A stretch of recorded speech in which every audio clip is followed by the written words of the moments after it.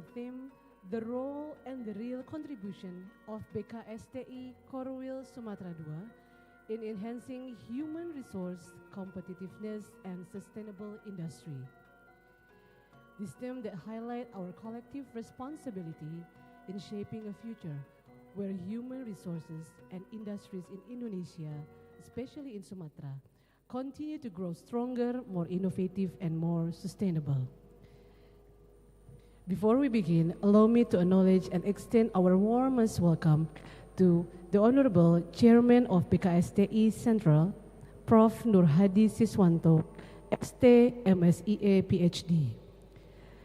Chairman of BKSTI Sumatra Region 2, Profesor Fitra Lestari STMT PhD. Chief Organizer, Bapak Yohanes Dika Pratama STMT. Rektor of Universitas Katolik Musi Caritas, Universitas Tridinanti Palembang, Universitas Bina Dharma, dan Universitas Muhammadiyah Palembang.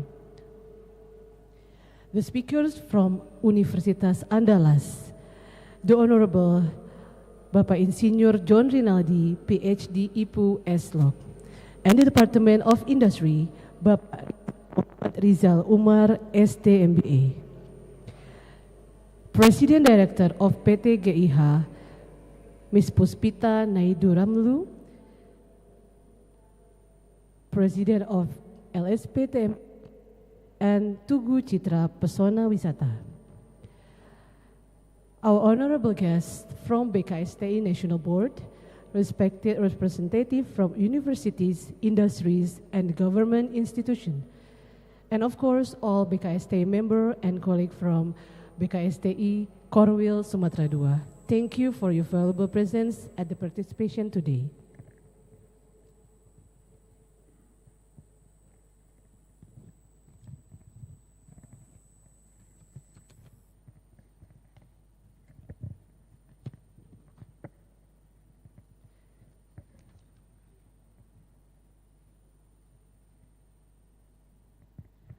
Ladies and gentlemen, to opening this ceremony, please welcome Gending Sriwijaya traditional dance from Palembang.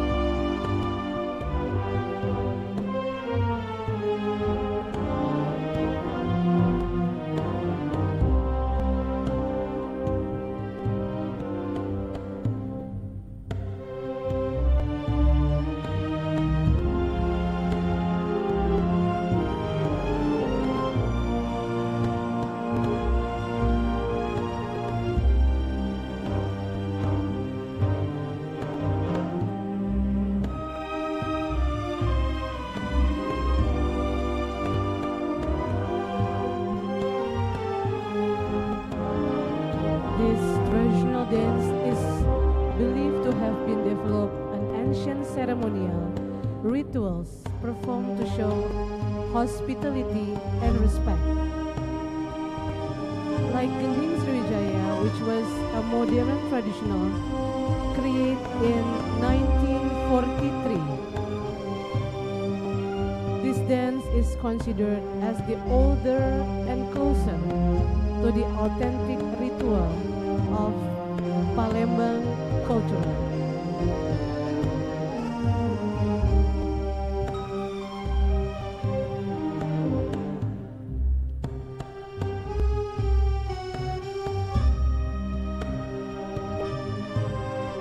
This dance referred to the long golden fingernail extension, grace the softness of a movement, beauty and respect.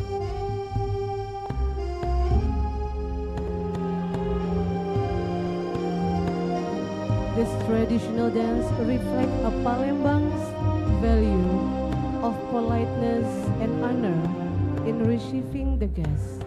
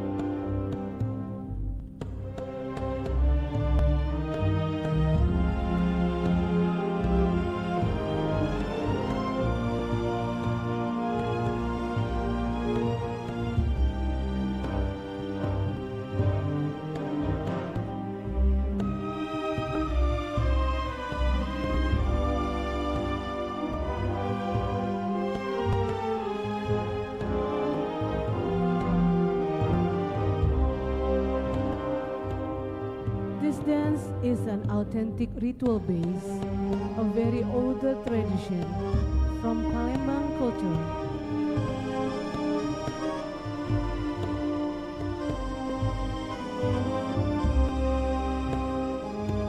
Using a fabric of songket Palembang, a traditional woven fabric with a gold thread,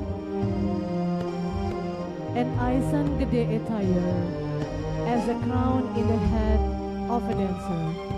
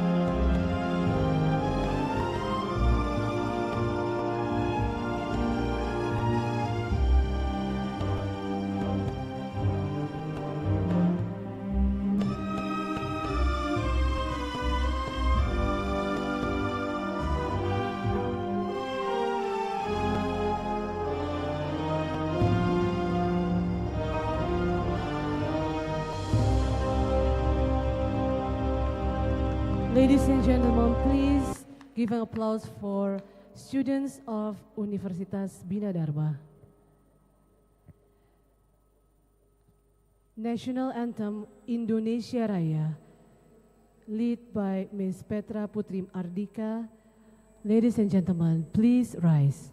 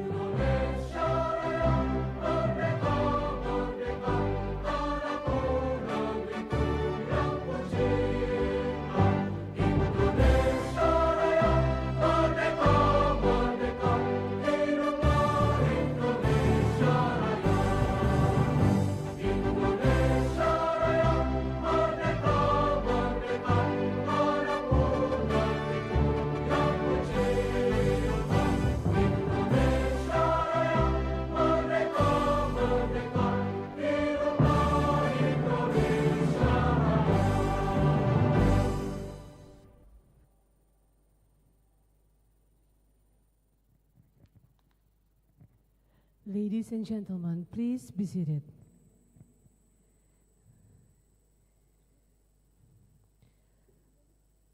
Miss Petra Putri Ardika is a student from Universitas Katolik Musi Caritas. The opening prayer led by Mr. Patrick Aulik Akbar.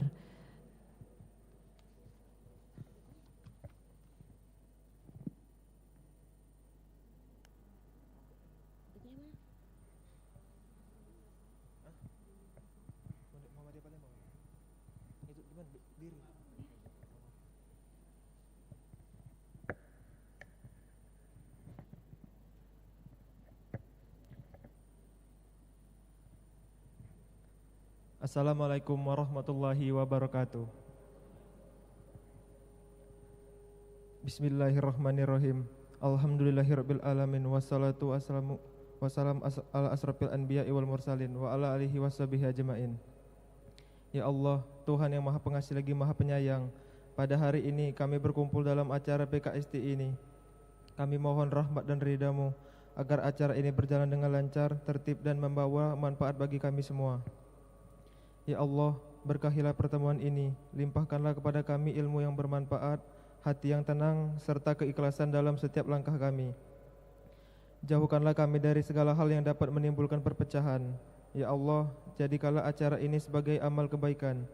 Rabbana atina fid dunya hasanah wa fil akhirati hasanah wa qina azabannar. Walhamdulillahirabbil alamin.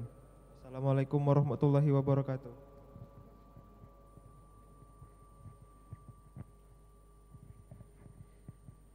Mr. Patrick Aulik Akbar is the student from Universitas Muhammadiyah Palembang. Opening speech by the chairperson of the committee, Bapak Yohanes Dika Pratama, STMT.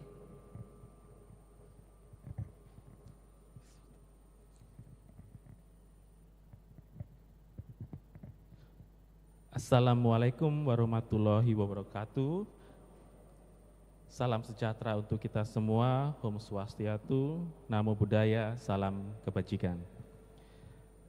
Yang terhormat Ketua BKSTI Pusat, Profesor Nur Hadi Siswanto yang kali ini mengikuti secara daring. Yang terhormat Ketua BKSTI Korwil Sumatera II, Profesor Fitra Lestari.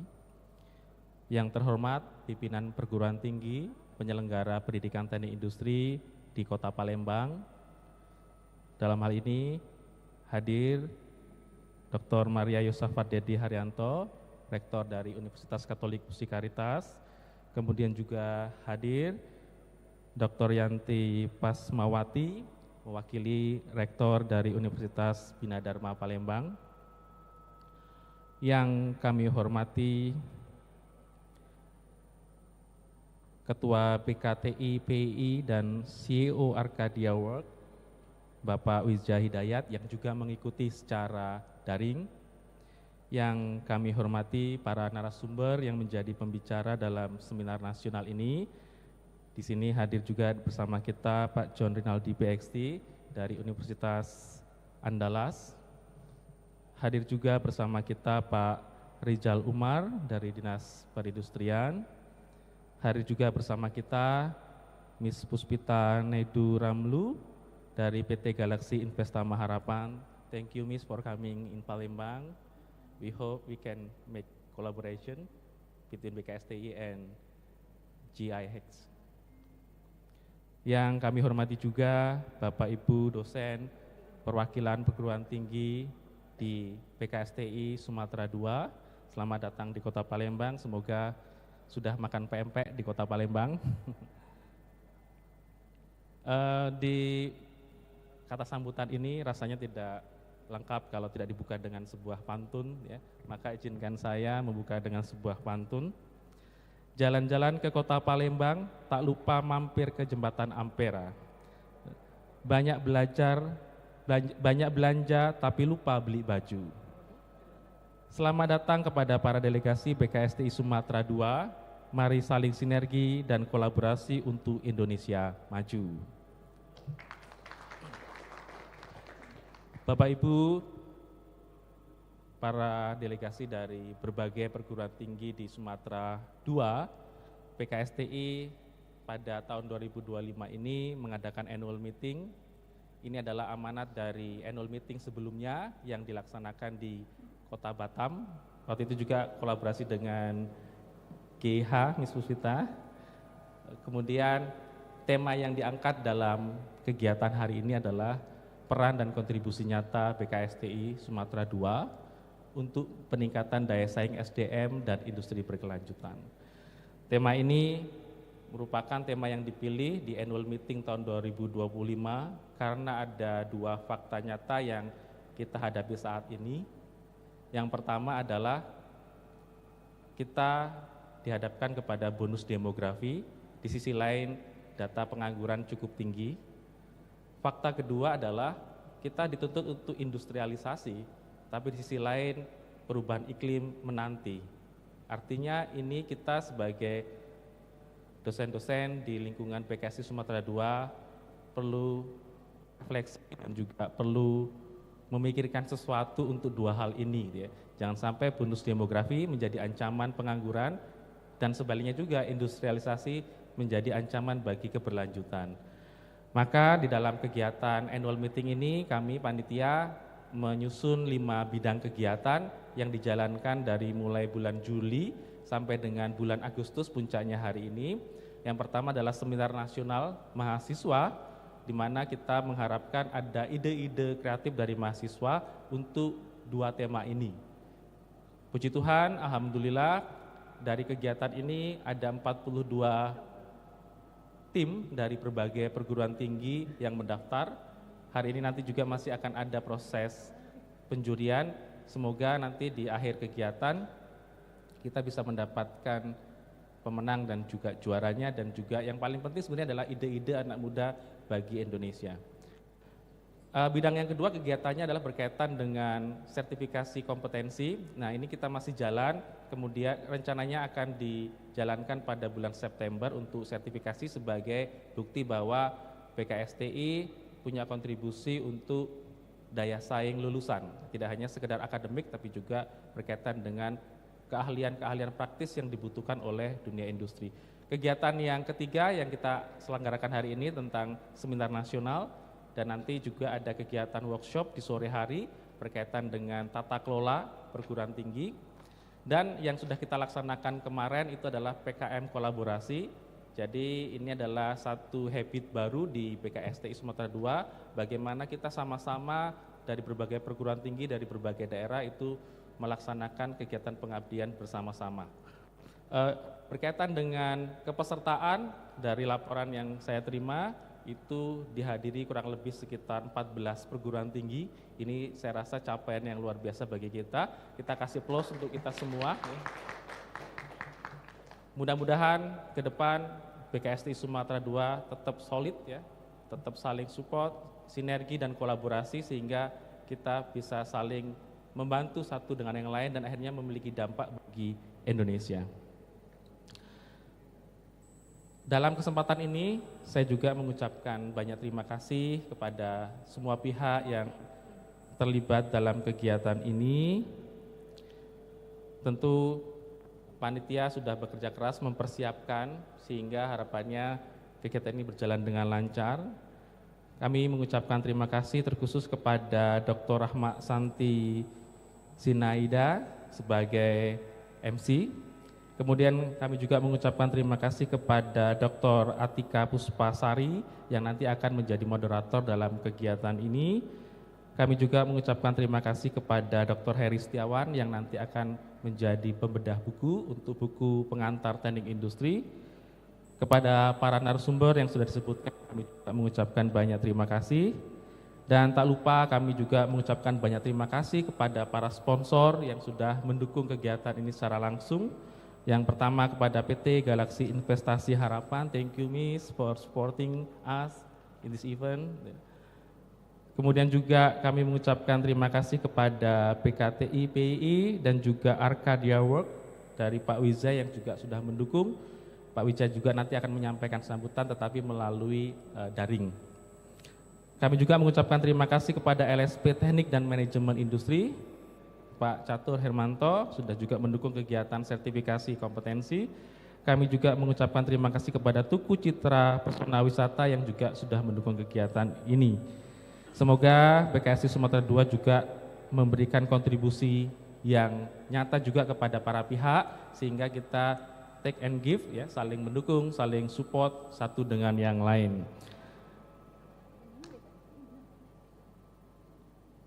Demikian mungkin yang saya bisa sampaikan sebagai perwakilan dari panitia. Mungkin jika ada hal-hal yang salah, saya mohon maaf, saya mohon ampun atas kesalahan kehilapan. Tuhan memberkati. Di awal tadi saya buka dengan pantun, saya juga tutup dengan pantun. Ya. Mohon Bapak Ibu bisa menyambut ya pantun yang saya sampaikan. Gitu ya. Bapak-bapak paling hobi memancing. Cakep. Para istri sering marah karena tidak ada waktu untuk dia. Bapak Ibu selamat berannual meeting, jaga kesehatan dan jangan lupa bahagia. Terima kasih. Wassalamualaikum warahmatullahi wabarakatuh. Opening speech from BKSTI Korwil Sumatera II, Profesor Fitra Lestari ST MA PhD.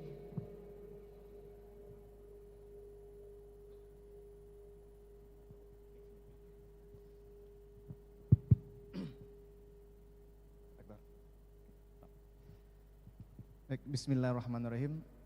Assalamualaikum warahmatullahi wabarakatuh. Saya mungkin tidak sepintar Pak Dika berpantun Bapak Ibu. Tapi saya coba satu Pak Dekan ya. Satu aja Pak, kalau Pak Dika dua, saya satu saja Pak Rektor. Ubur-ubur ikan lele. Nah ini kan pasti semua orang tahu Pak ya, ubur-ubur ikan lele. Selamat bersinergi ya Le. Nah, itu aja Pak, cukup Pak. Oke, alhamdulillah bil alamin. Puji syukur kepada Allah Subhanahu wa taala yang mana memudahkan kita berkumpul di sini serta salawat bering salam kita berikan kepada Nabi besar Nabi Muhammad sallallahu alaihi wasallam. Allahumma sholli ala sayyidina Muhammad wa ala ali sayyidina Muhammad. Salam hormat dan salam sejahtera buat kita semua yang hadir pada ruangan hari ini. Yang saya hormati Pak Rektor dari Musi Caritas, Pak Dedi, alhamdulillah sudah hadir. Kemudian kami lihat ada Bu Wakil Rektor dari Bina Dharma, Bu Dr. Yanti, also attend in our discussion.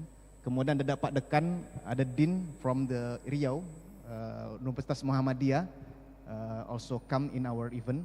Kemudian kami lihat ada beberapa dosen kita yang senior, yang banyak membimbing kita dan sehingga yang hadir di sini adalah antara dosen dan mahasiswanya. Ya Pak Heri ya, Pak Heri ini banyak mencetak mahasiswanya dan alhamdulillah salah satu mahasiswanya Pak Dika. Dulu Pak Heri berdiri di sini, sekarang Pak Dika berdiri di sini. Oke. Kemudian kami lihat ada di sini ada Pak Desto, Pak. Terima kasih Pak Alexi sudah hadir di acara kita dan Bapak Ibu tidak kami sebutkan satu persatu nama yang hadir di sini. The Honorable Miss Puspita and also Miss Santi Naidu Ramasami. I'm sorry if I spelling your name is very wrong. Also attends in our discussion. We doing the activity during 2 days. So we're very happy, ladies and gentlemen, because Miss Santi and also Puspita able to us to attend 2 day full time for us. Please give applause for Miss Puspita. Yeah, yeah. She come yesterday from the Batam. So during 2 days we came together with us. And also terima kasih kepada Bapak Rizal Umar, representative from industrial government in Palembang sudah hadir dan juga Bapak Ibu semuanya telah hadir di sini dan kami berterima kasih kepada penyelenggara Musi Caritas, Pak Dika, perwakilan ada Bina Dharma, kemudian ada Tidinanti Bu ya, Tidinanti seragam bajunya Bu. Sudah 2 hari saya perhatikan seragam terus Pak. Ya, kalau kegiatan kita ada hari ketiga, mungkin hari ketiga seragam juga gitu. Ya, kemudian yang kami hormati juga Bapak Ibu dari Muhammadiyah yang alhamdulillah sudah mensupport kegiatan kita. Terima kasih sudah bersama kita selama beberapa hari ini. Kemudian Bapak Ibu, kami ingin, we want to, Ms. Puspita, Ms. Santi, we want to tell for you, our participant come from representative from different province. Thank you very much from the Sumatera Barat, Padang also attends. Please stand up, Pak. Jadi we also have perwakilan from Sumatera Barat. Bisa berdiri, Pak. Rombongan dari Sumatera Barat. Oke. Yeah. Thank you very much. Is Ms. Puspita have a supplier in Sumatera Barat? Can contact us because we have another networking. Terima kasih, Pak. Silakan duduk. Kemudian we have also from the Lampung. Please stand up from Lampung. Okay. Yeah, industrial engineering from ITERA. Is the industrial engineering from ITERA. And also we have from the Batam. Yeah, near from the GIH. From Batam, 3 persons. Pak Herman, okay, Bu Amirah dan Bu Elsa. Kemudian we have also from the Riau. Riau, a lot of people from here. Bu Melani, silakan berdiri, Pak, dari Riau. Oke. Terima kasih, kita juga ramai dari Riau. So di tahun ini semua, all of the representative from the province attend in Palembang. We hope together in the future we can doing this event in another province, example like the Lampung or Padang to be host in our activity. Kemudian Bapak Ibu, kami juga berbesar hati Bapak Ibu sudah bisa bersama-sama kita, because our government have the program, Ms. Puspita, how to be match between university and also industry.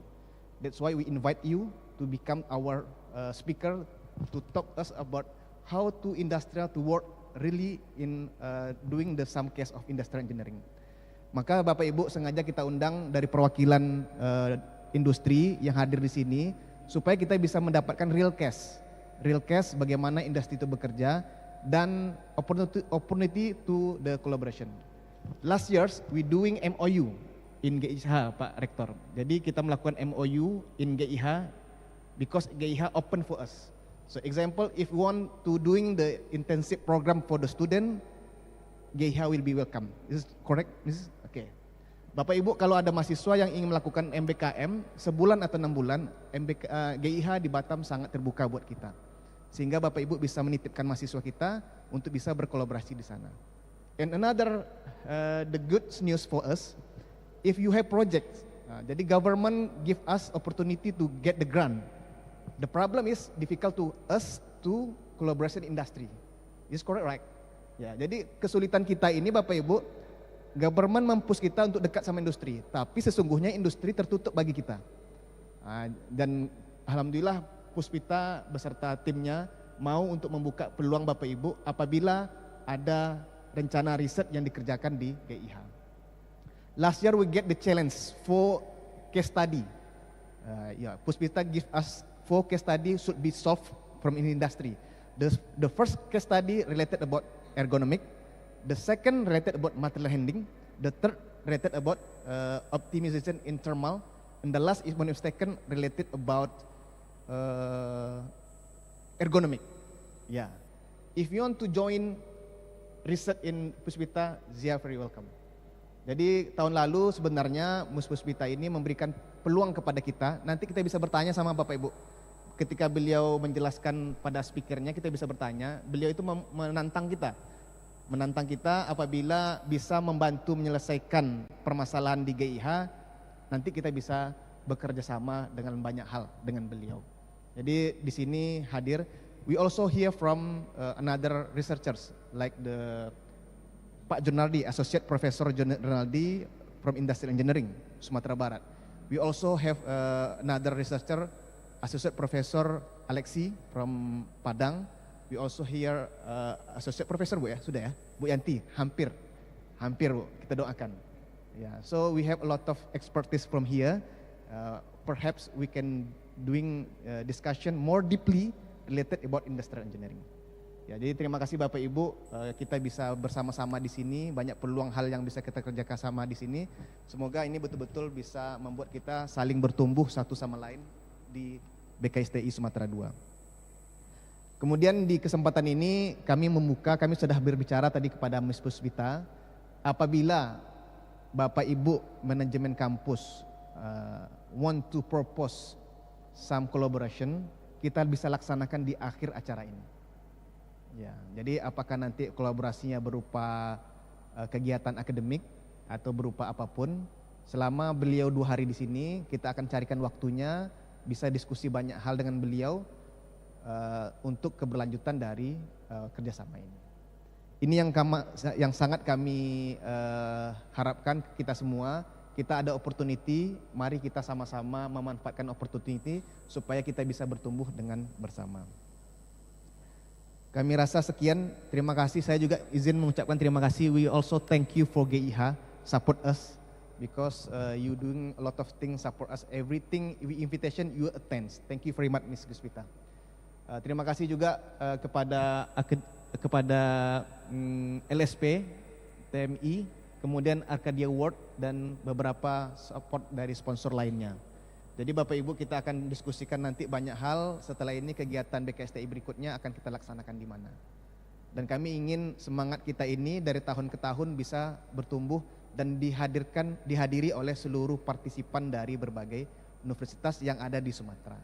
Terima kasih, banyak maaf atas kegiatan ini jika kami tidak pada tempatnya. Semoga kita bisa memanfaatkan ini untuk berkolaborasi bersama. Thank you very much. Assalamualaikum warahmatullahi wabarakatuh.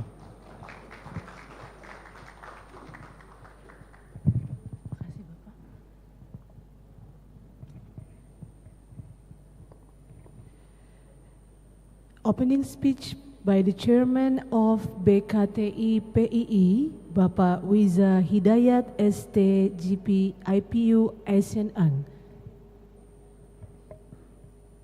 Bismillahirrahmanirrahim. Assalamualaikum warahmatullahi wabarakatuh. Selamat pagi Bapak Ibu dan hadirin sekalian. Saya Wiza Hidayat, Ketua Badan Keahlian Teknik Industri Persatuan Insinyur Indonesia, mengucapkan selamat dan sukses atas insya Allah akan diselenggarakannya annual meeting dari Badan Kerjasama Penyelenggara Pendidikan Tinggi Teknik Industri atau BKSTI di Sumatera II. Bapak Ibu dan rekan-rekan yang saya hormati, acara ini mengusung tema yang sangat penting dan sangat menarik, yaitu peran dan kontribusi nyata BKSTI Sumatera II untuk peningkatan daya saing SDM dan industri berkelanjutan. Dalam kesempatan ini, izinkan saya menyampaikan rasa hormat saya dan terima kasih. Yang pertama, yang saya hormati Bapak BKSTI, Ketua BKSTI Pusat, yaitu Bapak Profesor Nur Hadi Siswanto, ST MSIA PhD.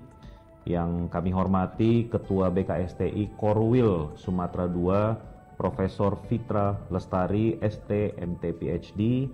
Yang kami hormati Bapak Ketua Pelaksana, Bapak Yohanes Dika Pratama, ST MT. Yang kami hormati Rektor dari Kampus Universitas Katolik Musi Caritas, Universitas Tridinanti Palembang, Universitas Bina Dharma, dan juga Universitas Muhammadiyah Palembang atau pejabat-pejabat yang mewakili. Yang kami hormati beberapa narasumber dari Universitas Andalas, Bapak John Rinaldi, PhD, dan juga Dinas Perindustrian, Bapak M. Rizal Umar, ST MBA. Yang saya hormati pimpinan dari PT GIH, LSPTMI, Tugu Citra Pesona Wisata, dan juga host dari acara ini yaitu Prodi Teknik Industri dari Universitas Katolik Musi Caritas, Universitas Tridinanti Palembang, Universitas Bina Dharma, dan Universitas Muhammadiyah Palembang, serta Bapak Ibu dan hadirin yang sangat-sangat saya hormati. Pertama-tama saya mengucapkan selamat, saya mengucapkan syukur alhamdulillah bisa berkumpul di tempat yang berbahagia di pagi hari ini. Bapak Ibu hadirin yang saya hormati, saya mewakili komunitas insinyur di Persatuan Insinyur Indonesia. Tentu sangat senang sekali kita memiliki background, berasal dari background pendidikan yang sama, yaitu teknik industri, sebuah keilmuan yang bercerita, yang mengatur tentang proses integrasi untuk tujuan-tujuan produktivitas, tujuan-tujuan yang efisien dan juga efektif. Bapak Ibu dan rekan-rekan yang saya hormati, kita, negara Indonesia, tentu adalah negara yang sangat kaya. Namun, tidak ada cerita, tidak ada sejarahnya negara maju di dunia ini yang kaya, yang hanya mengandalkan sumber daya alam. Oleh sebab itu, kita bisa lihat banyak sekali negara di dunia ini yang hulunya itu diimpor, tetapi barang yang diimpor ini diproses sedemikian sehingga menjadi negara maju karena hilirnya sukses. Contoh kita lihat negara-negara seperti Korea Selatan, seperti Jepang, mereka negara-negara yang maju dilihat dari industrinya. Indonesia sendiri pernah mencapai pertumbuhan ekonomi di angka 8%. Pada saat itu, kontribusi sektor industri terhadap PDB berada di angka 30%. Hari ini, pertumbuhan ekonomi Indonesia berada di angka 5,12%. Sedangkan kontribusi sektor industri terhadap PDB berada di angka 19,2%. Idealnya kontribusi sektor industri terhadap PDB bisa berada di angka 25 sampai 30%. Kita lihat juga contohnya Vietnam, di mana pertumbuhan ekonominya di angka 7,5%. Kontribusi sektor industri terhadap PDB berada di angka 30%. Bapak, Ibu, dan rekan-rekan yang saya hormati, kita negara Indonesia, kita juara, walaupun juara di beberapa sektor ya, terutama misalnya kita lihat di nikel, di batu bara, di kelapa sawit ya. Tetapi kita sebagai negara yang sedang berkembang ini, kita harus punya industri. Karena tanpa ada industri, lupakan kita bisa menjadi negara maju. Kita butuh SDM yang terdidik, SDM yang bisa mampu menguasai bahkan menyerap ilmu dari teknologi-teknologi yang dimiliki untuk bisa meningkatkan industri kita yang berbasis teknologi. Bapak, Ibu, dan rekan-rekan yang saya hormati, saya sangat senang sekali, menyambut baik sekali terselenggaranya annual meeting dari BKSTI ini. Insya Allah ke depan antara BKSTI dan BKTI PII bisa dapat terus menjalin sinergi kolaborasi bersama-sama, dan insya Allah hasil dari annual meeting ini dapat terus mendorong peningkatan SDM yang pada akhirnya dapat mendorong negara kita dapat menjadi negara maju di tahun 2045 nanti. Demikian kiranya, terima kasih dan salam sukses untuk kita semua. Salam insinyur. Assalamualaikum warahmatullahi wabarakatuh. The last opening speech from the Chairman of BKSTI, Prof. Nur Hadi Siswanto, STMSIA, PhD.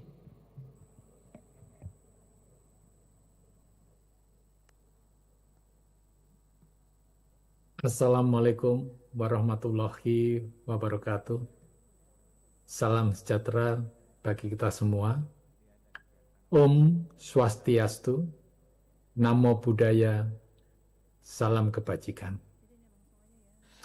Yang saya hormati Ketua BKSTI Korwil Sumatera II beserta jajarannya, para pimpinan perguruan tinggi di wilayah Sumatera II, para narasumber kegiatan ini, serta Bapak Ibu dosen, peneliti, praktisi industri, dan seluruh peserta yang hadir. Pertama-tama marilah kita panjatkan puji dan syukur kehadirat Tuhan Yang Maha Esa, karena atas rahmat dan karunia-Nya lah kita dapat berkumpul dalam forum yang sangat penting ini, yang mengambil tema peran dan kontribusi nyata BKSTI Korwil Sumatera II untuk peningkatan daya saing SDM dan industri berkelanjutan. Sebelumnya, perkenankan saya mohon maaf karena masih belum dapat bergabung secara luring di dalam kegiatan ini. 2 kali saya diundang, 2 kali pula saya belum dapat hadir. Yang pertama oleh kepengurusan sebelumnya yang diketahui oleh Pak John Rinaldi tahun lalu, dan saat kegiatan ini pun saya masih belum dapat hadir juga. Semoga untuk kegiatan mendatang saya dapat hadir bersilaturahmi di BKSTI Korwil Sumatera II ini. Amin ya Rabbal Alamin.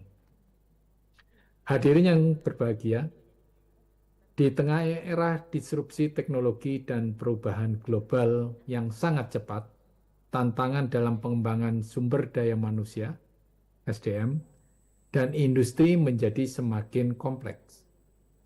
Daya saing tidak hanya ditentukan oleh sumber daya alam semesta, melainkan juga oleh kualitas SDM yang unggul, adaptif, dan inovatif. Disinilah peran strategis BKSTI Korwil Sumatera II menjadi sangat relevan. Sebagai wadah kolaborasi antar institusi pendidikan tinggi teknik industri, BKSTI memiliki potensi besar dalam menyinergikan kekuatan akademik, riset, serta kemitraan dengan industri untuk mendorong kemajuan kawasan ini. Kami meyakini kontribusi nyata dari BKSTI Sumatera II akan menjadi katalis penting dalam mencetak SDM yang tidak hanya kompeten secara teknis, tetapi juga memiliki kesadaran terhadap nilai keberlanjutan dan tanggung jawab sosial. Bapak Ibu yang berbahagia, peningkatan kualitas SDM yang dihasilkan oleh BKSTI tentunya harus diiringi dengan peningkatan kualitas pendidikan itu sendiri, yang biasanya dinilai dari akreditasi dari program studinya.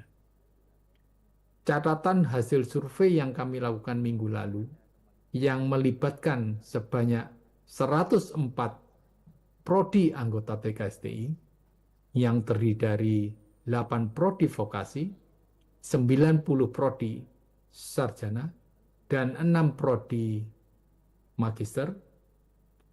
Dari prodi-prodi ini, 40% masih memiliki akreditasi C atau baik.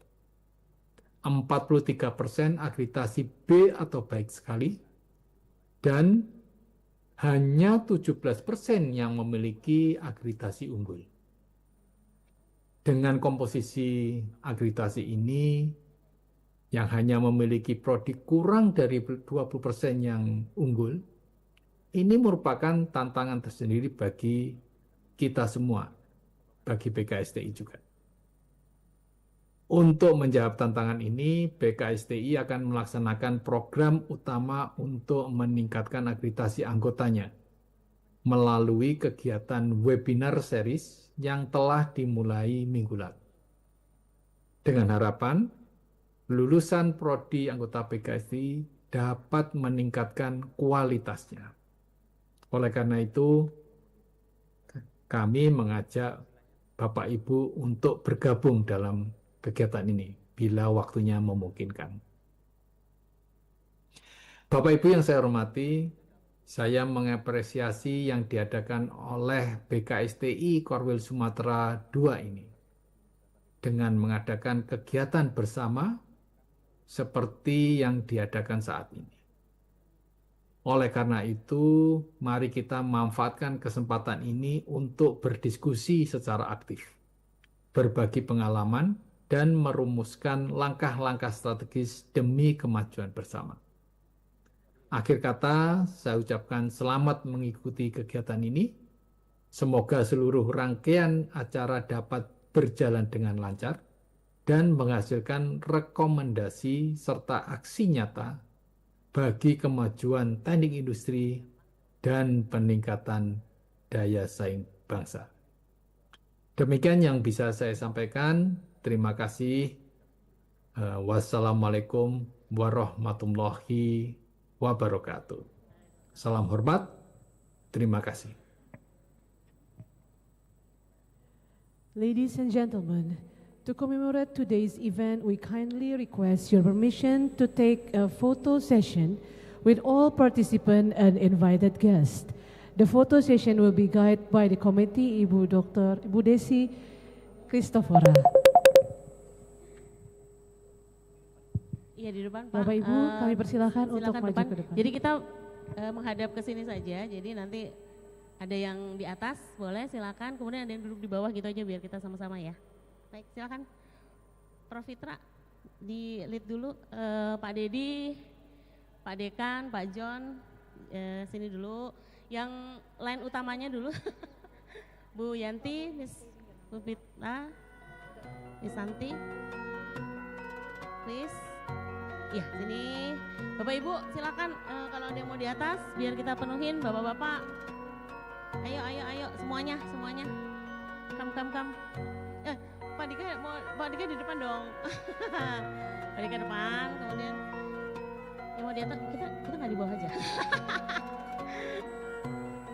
Boleh yang ke atas Bapak Ibu duduk boleh ya Prof ya?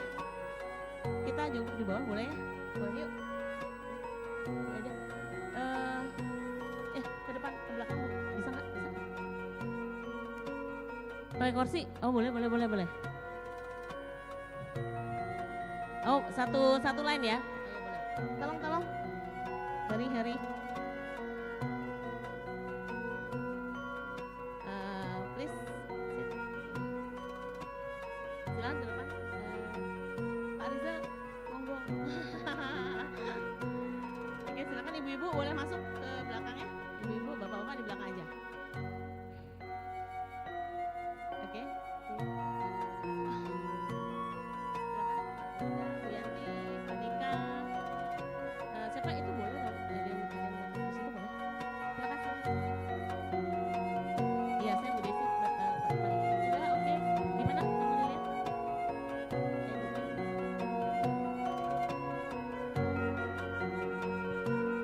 Bisa ke ini semua, tolong dipimpin ya.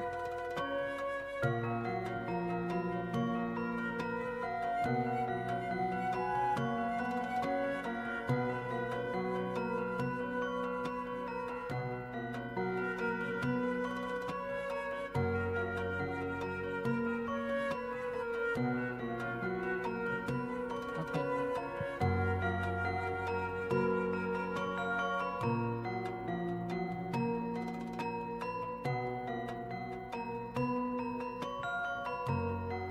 Ganti gaya. D.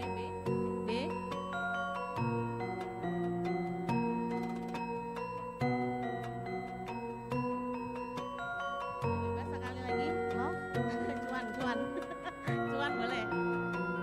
Bebas.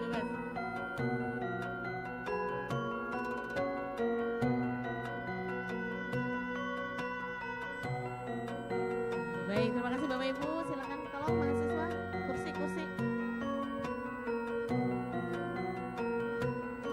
Thank you ladies and gentlemen for the photo session for today.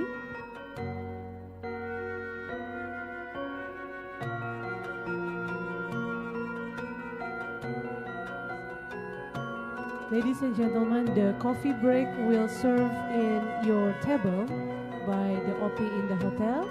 So please be seated again in the previous seat.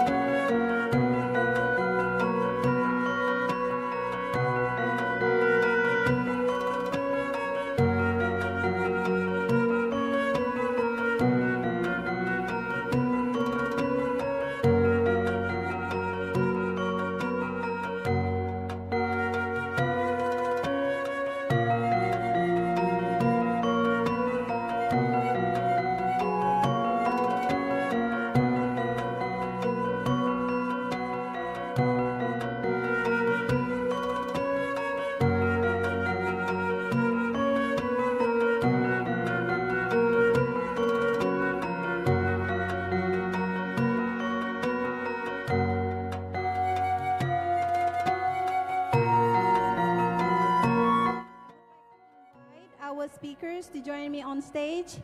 First, we will have Ms. Puspita Naidu Ramlu, President Director of PT Galaksi Investasi Harapan Batam. Would you please? Thank you. And then our second speaker, Bapak John Rinaldi from Universitas Andalas. And then the third speaker will be Bapak Rizal Umar from Dinas Perindustrian Sumatera Selatan. Thank you. Yeah. Please welcome our speakers.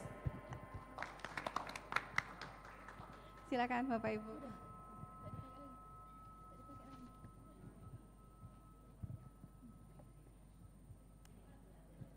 Baik Bapak Ibu, sebelum kita memulai acara seminar ini, I would like to introduce our speakers one by one. The first one, we have Ms. Puspita Naidu Ramlu. She is the President Director of PT Galaksi Investama Harapan Batam. And Ms. Ramlu has led a remarkable business transformation resulting in 15% revenue growth and national expansion. And under her leadership, PT GIH was awarded Most Leading Manufacturing Enterprise of the Year at the Indonesian Golden Award 2025. She recently launched Plastic, an innovative national consortium platform connecting industry and academia to accelerate polymer research and innovation. She's also an international speaker, having presented on research downstreaming at the Indonesian Embassy in Paris and serving as a panelist at the International Conference on Green Innovation in Batam. Welcome to Palembang, Ms. Ramlu. It's very pleasure to have you here. Thank you for joining us today. And our second speaker from the academic perspective, Bapak Insinyur John Rinaldi, PhD, IPU S.Log, and he is from Universitas Andalas. Bapak John Rinaldi completed his PhD at University of Exeter in UK, and he has impressive research credentials with many publications in prestigious journals. He is also a reviewer in top international journals, and his expertise is in supply chain optimization and sustainable logistics. His work helps companies become more efficient while reducing environmental impact. Selamat datang Bapak, terima kasih sudah hadir. And then our third speaker, providing a regulatory perspective, Bapak M. Rizal Umar ST MBA. And beliau merupakan Kepala Seksi Industri dari Dinas Hasil Perikanan dari Provinsi Sumatera Selatan. And Pak Rizal serves with over 14 years in government service.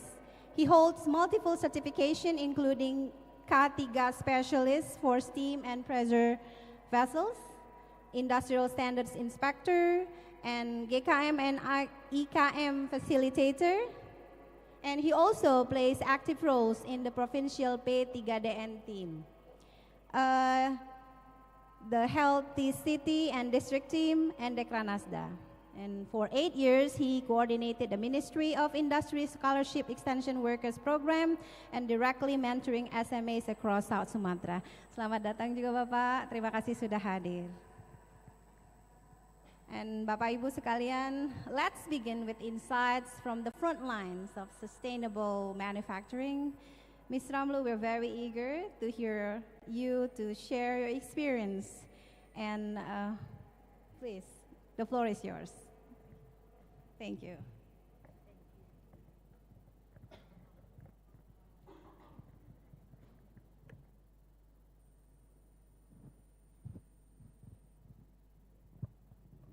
Thank you very much. Selamat pagi dan salam sejahtera kepada Bapak dengan Ibu yang hadir pada hari ini. I ask for your permission for me to speak in English after this. because as I was mentioning several times, if I do speak in Bahasa Indonesia, no one would be able to understand me. So in this today, thank you to Pak Fitra especially for inviting us over. And this is a great event.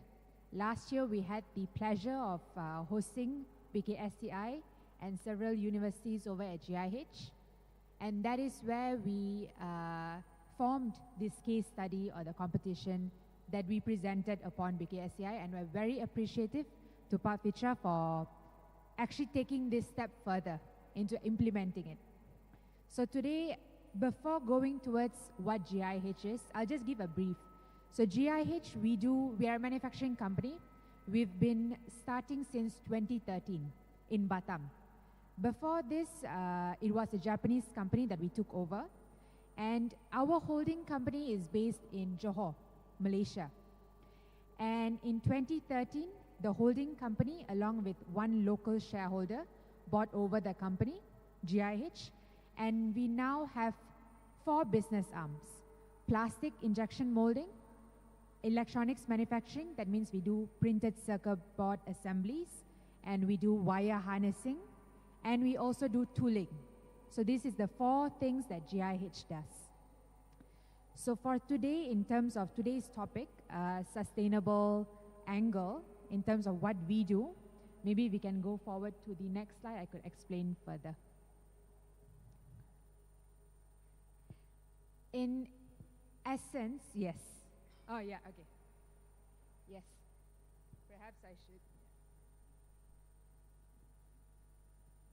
So yeah, in essence, as I believe the BKTI lead was mentioning, in Indonesia, now the industry, we are growing fast. So there is a need for industry as well as for academia to collaborate in different areas. In this aspect, we are talking about industrial engineering. So I will specifically be covering those topics. So we can go forward to the next slide.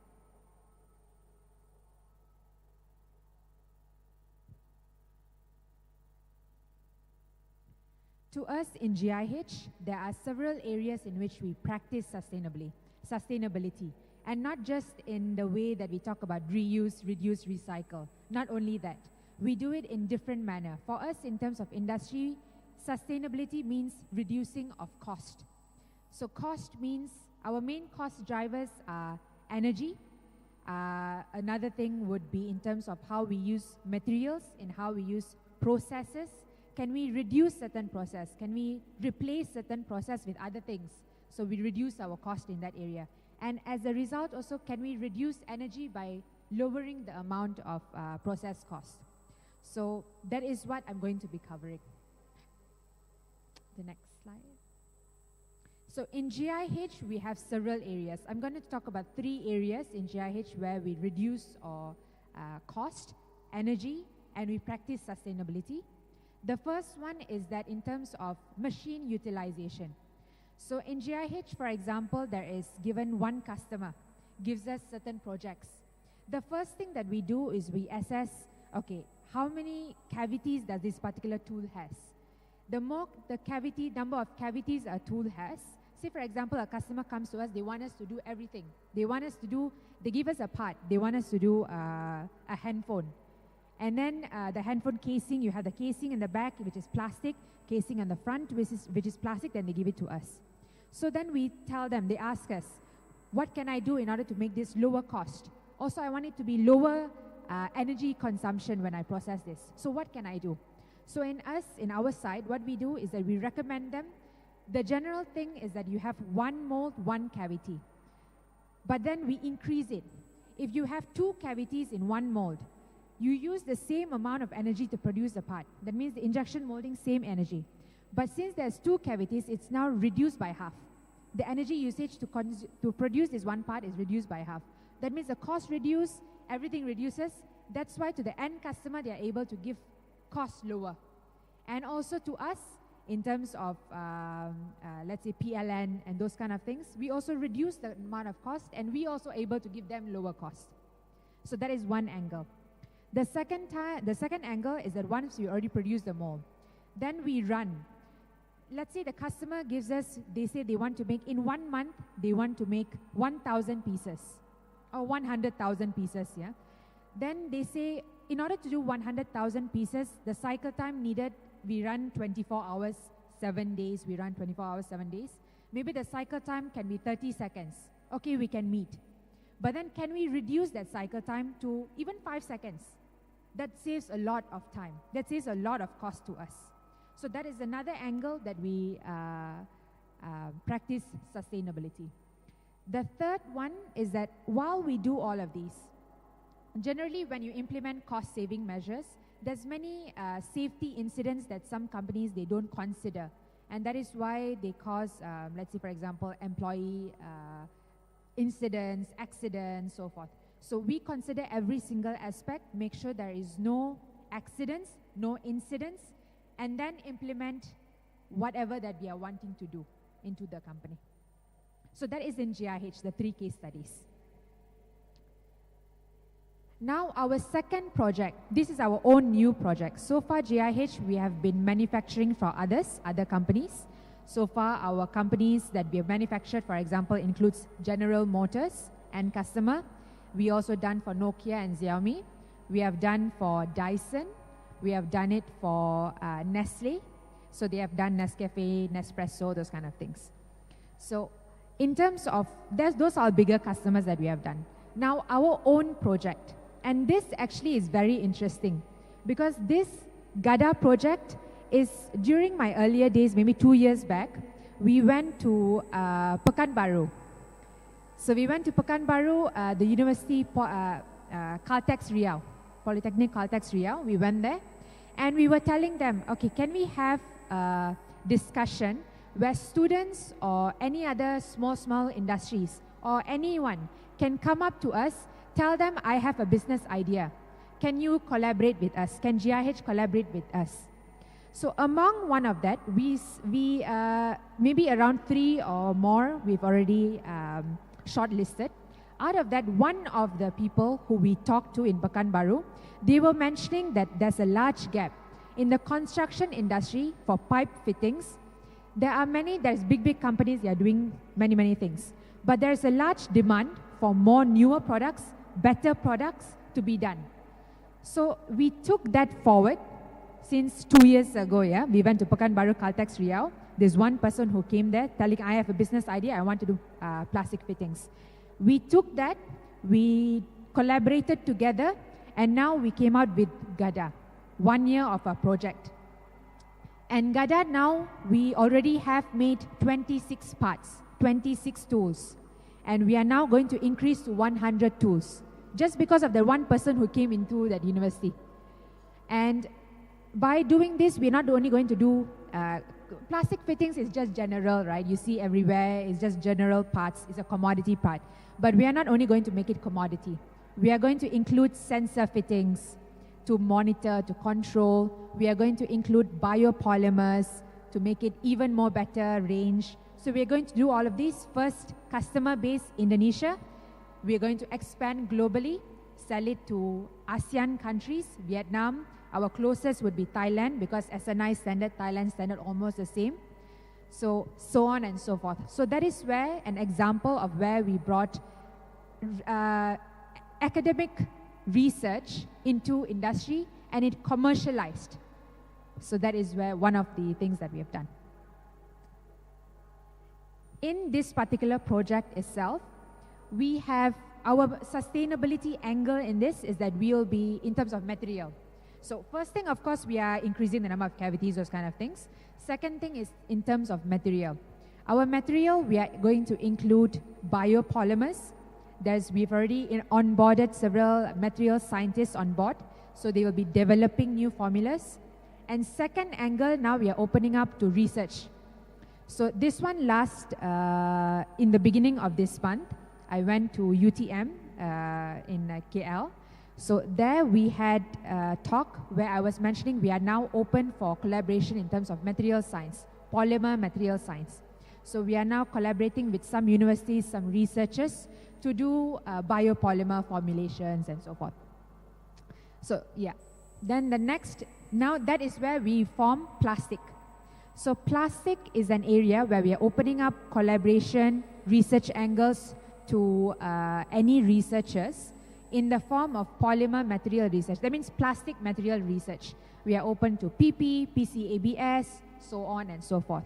And this is not just from us telling you, okay, we only have this, we want to collaborate on this. No, we are also opening up new ideas because we know academics, there are so many different research angles. So we are saying, if you have an idea in terms of polymer material research, you have an idea, you already have IP, you have a patent, or you're already ongoing, but you already have the idea, then you can come to us, tell us this is the idea that you have, we want to collaborate with you, you use our labs, we can provide grants, or we can co-join IP, joint development with IP, either with university or with consortium, or with the individual professors. We can do that together.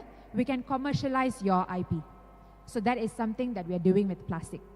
So these are the three main topics that I wanted to talk today, where we are opening up research. First thing is how GIH practices sustainability. Second thing is how we commercialized a product that was given by the university itself. Third, how we are opening up new ventures where we want to work with plastic or polymer material research. So another company that we have is Ramhis. It is a Singaporean-based company for software, and we are together with our holding group is called Charu Holdings. So that is based in Malaysia. Under Charu Holdings, there is GIH, GIH holds GADA, GIH holds plastic, and there is also Ramhis. So together we are creating an ecosystem where we can grow very fast in different areas. So for example, in industrial engineering, the main thing that we are seeing here is in terms of GIH collaboration and Ramhis, software development. We want to collaborate in terms of how do we improve the process, injection molding process, how do we improve tool making process, how do we improve product design process. Those kind of things that we want to collaborate with researchers. So there are 4 areas where we want to work together. First, in terms of students, we want to work as an internship in these 4 different ecosystems or 4 different verticals. Academics, we want to work together to develop IP, to develop patents, and then, we can commercialize your IP, your patent. Regulators, we want to, let's say, for example, Dinas Perindustrian, we want to certification. So we want to, for SNI, because we are doing certain things that involve grants from the companies and so forth. So we want to have certification to help us grow further, faster. In terms of our other industry peers who might or might not be here, we just want to, let's say for example, a researcher, you come on board for plastic, and you say that not only do you have a really good idea, but GIH cannot implement it. We will find for you an industry partner, relevant industry partner, that you can work with them together. So that is something that we want to do with plastic.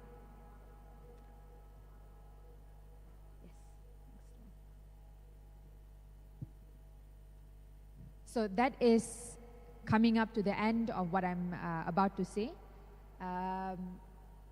That is the main angle in which we are going forward. And hopefully that we see ourselves, where we see ourselves in 10 years from now, is that we want to close the gap between academia and industry. Make sure that not only closing the gap in terms of research, we want to commercialize. That means academia also can commercialize your own research, not just put it in like journal articles, only like that. So we really want to commercialize. We want to take it further. So that is the key takeaway from here. Thank you very much. Thank you.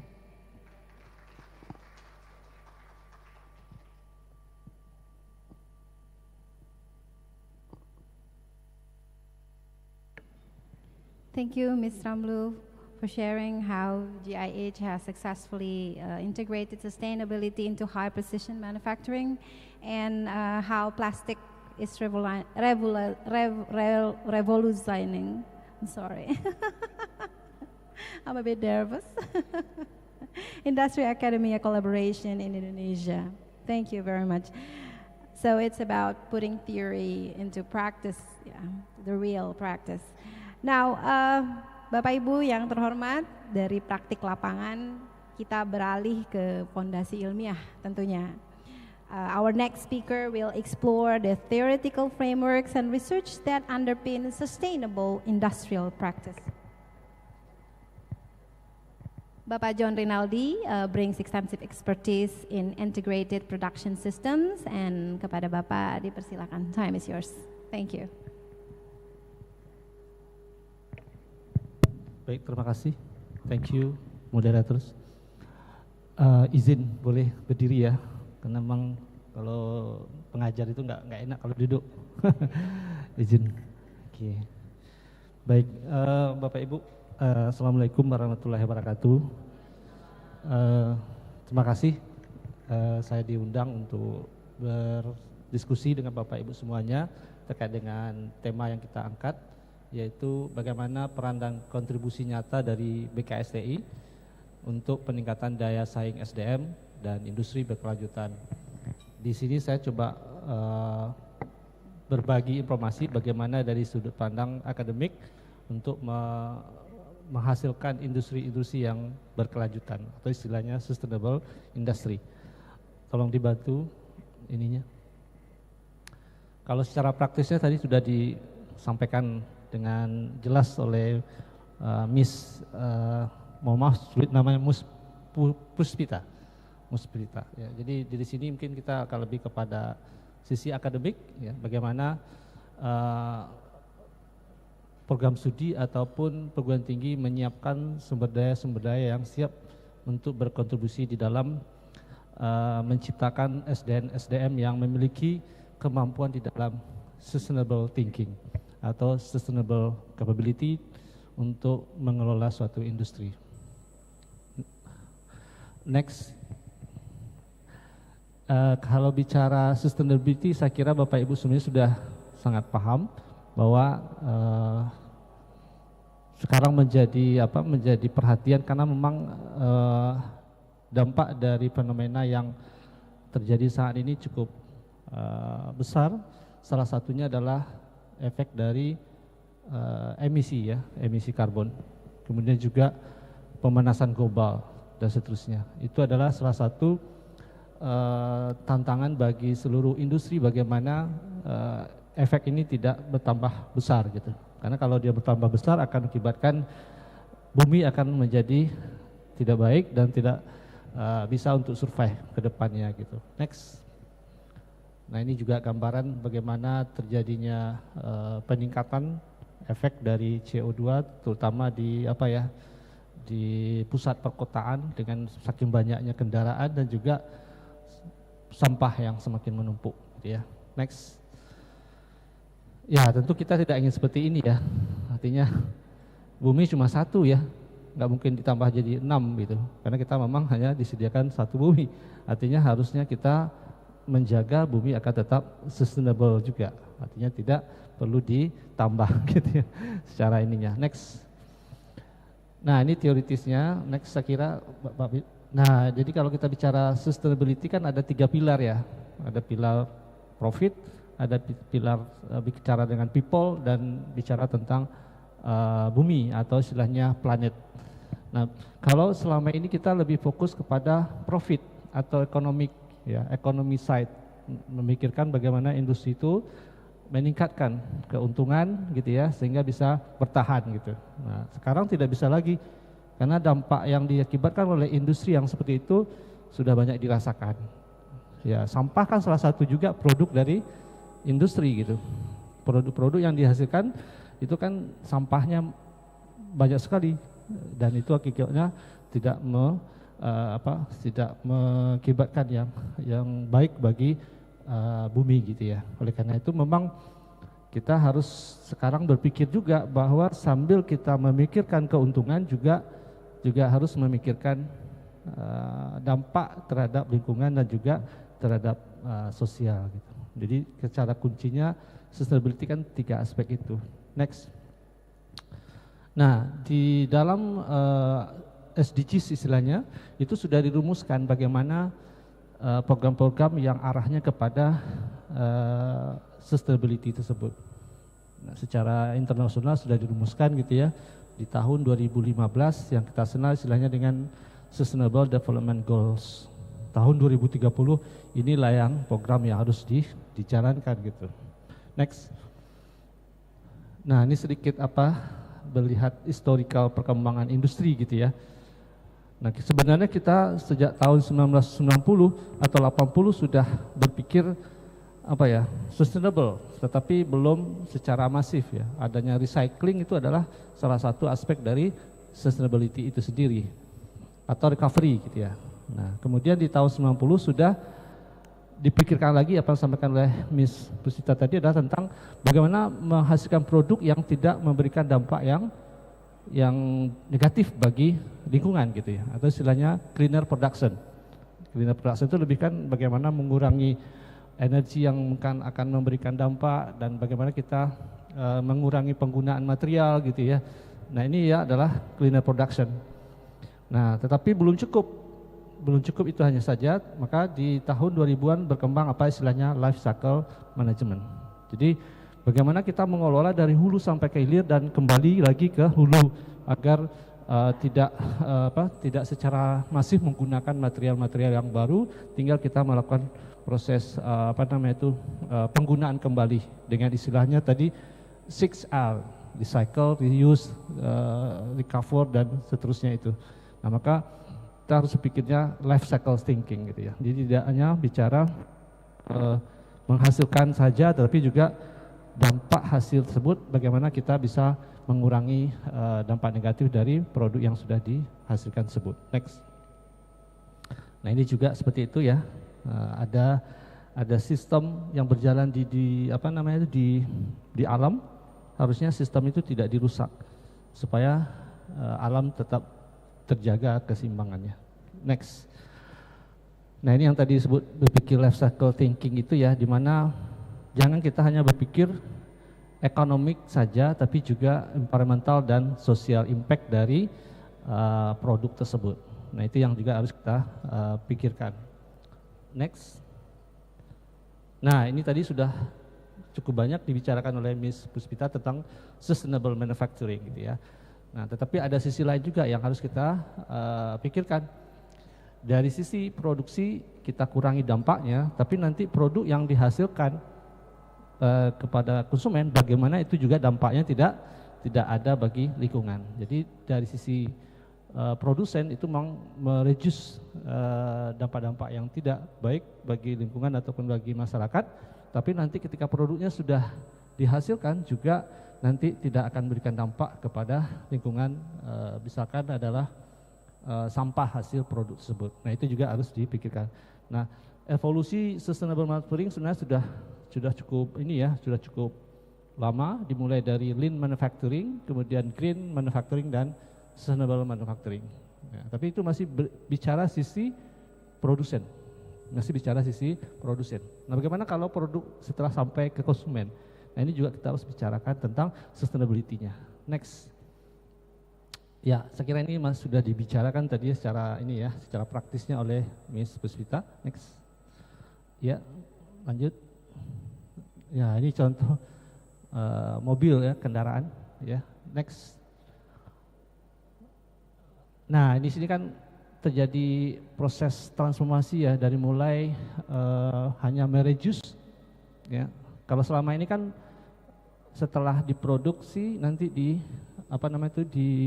dikubur ya, di landfill atau istilahnya dibenamkan ya, itu salah satu solusi. Tapi kalau kebanyakan semakin banyak tidak bisa ditanggung lagi oleh bumi kan, kalau disimpan terus, dibenamkan terus gitu ya. Nah, maka direduce penggunaan materialnya. Tapi itu belum cukup, berkembang lagi menjadi green ya. Jadi setelah direduce itu sebenarnya lean manufacturing.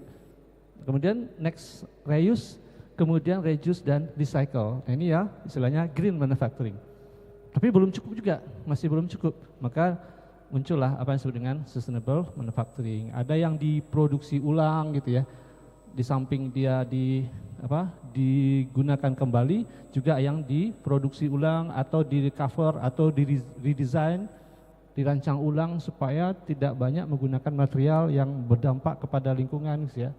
Banyak produk sekarang materialnya kan sudah material yang ramah lingkungan gitu. Nanti yang istilahnya redesign gitu ya. Next. Nah, ini adalah gambaran dari loop yang terjadi ya ketika terjadi produksi. Next. Lanjut.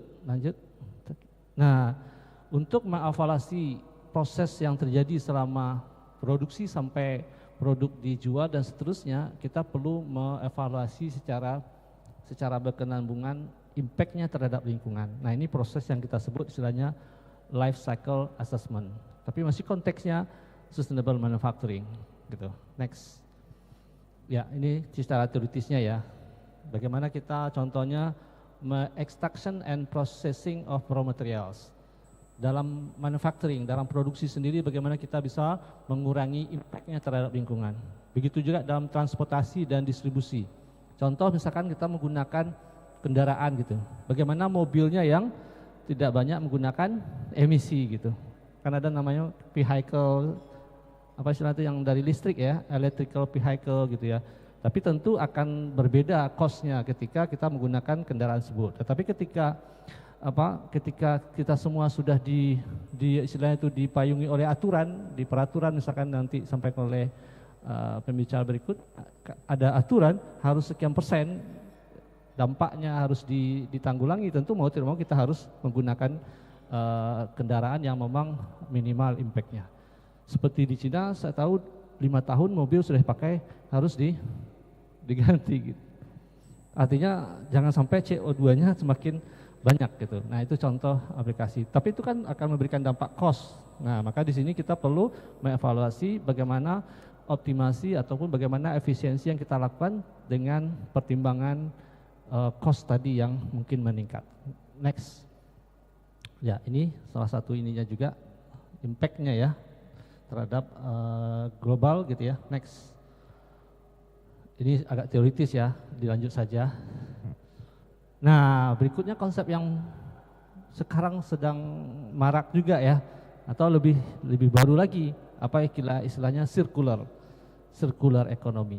Nah, ini juga selama ini orang berpikirnya produksi, dijual sampai ke konsumen, selesai. Bagaimana sisa produknya dan seterusnya itu nggak dipikirin oleh orang produksi, itu urusan konsumen lah gitu ya, mau dibuang kemana gitu ya. Nah, tapi sekarang dalam konsep sekarang tidak bisa lagi berpikirnya linear economy, maka harus berpikir circular economy. Artinya apa? Sisa produk ataupun bekas dari produk tersebut harus bisa dipastikan diputar kembali dengan mekanisme 6R tadi, dengan 6R tadi ya, yang mana yang bisa di-reuse, yang mana yang bisa di-recycle, yang mana yang bisa manufacture gitu ya, dan seterusnya. Itu harus dipikirkan oleh secara sistem, bukan hanya tanggung jawab produsen tentunya, tapi yang jelas di sini produsen punya kepentingan yang paling besar di situ. Ini disebut dengan circular economy. Next. Bagaimana kaitannya dengan teknik industri gitu? Nah, tentu banyak sekali kaitannya di situ. Justru teknik industri akan banyak kontribusinya ketika dia bicara supply chain.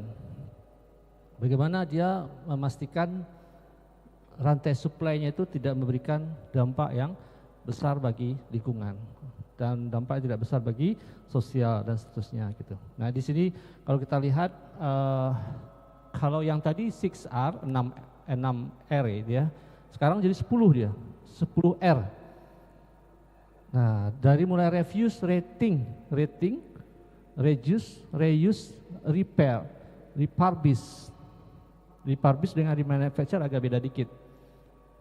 Kalau refurbish itu seperti mempoles gitu ya, mempoles kembali. Mungkin ada yang cacat, yang agak sedikit itu diperbaharui, dibersihkan. Nah, maka itu istilahnya refurbish ya.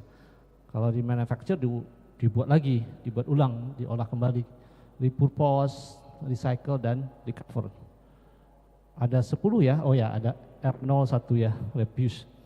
Nah, jadi bicara circular adalah bicara 10R. Kalau tadi baru 6R, sekarang jadi 10R. Next. Nah, coba ada 5 bentuk model bisnis ya. Salah satunya tentu yang berkaitan dengan ilmu kita adalah circular supply chain. Circular supply chain. Nah, ini mungkin yang menjadi salah satu pertimbangan salah satu ini saya juga dalam waktu ambil S3 ya. Bagaimana memodelkan yang meminimalkan total biaya tapi ada proses pengembalian dari produk yang dari konsumen gitu ya, sisa produk. Next. Nah, ini contoh circular economy.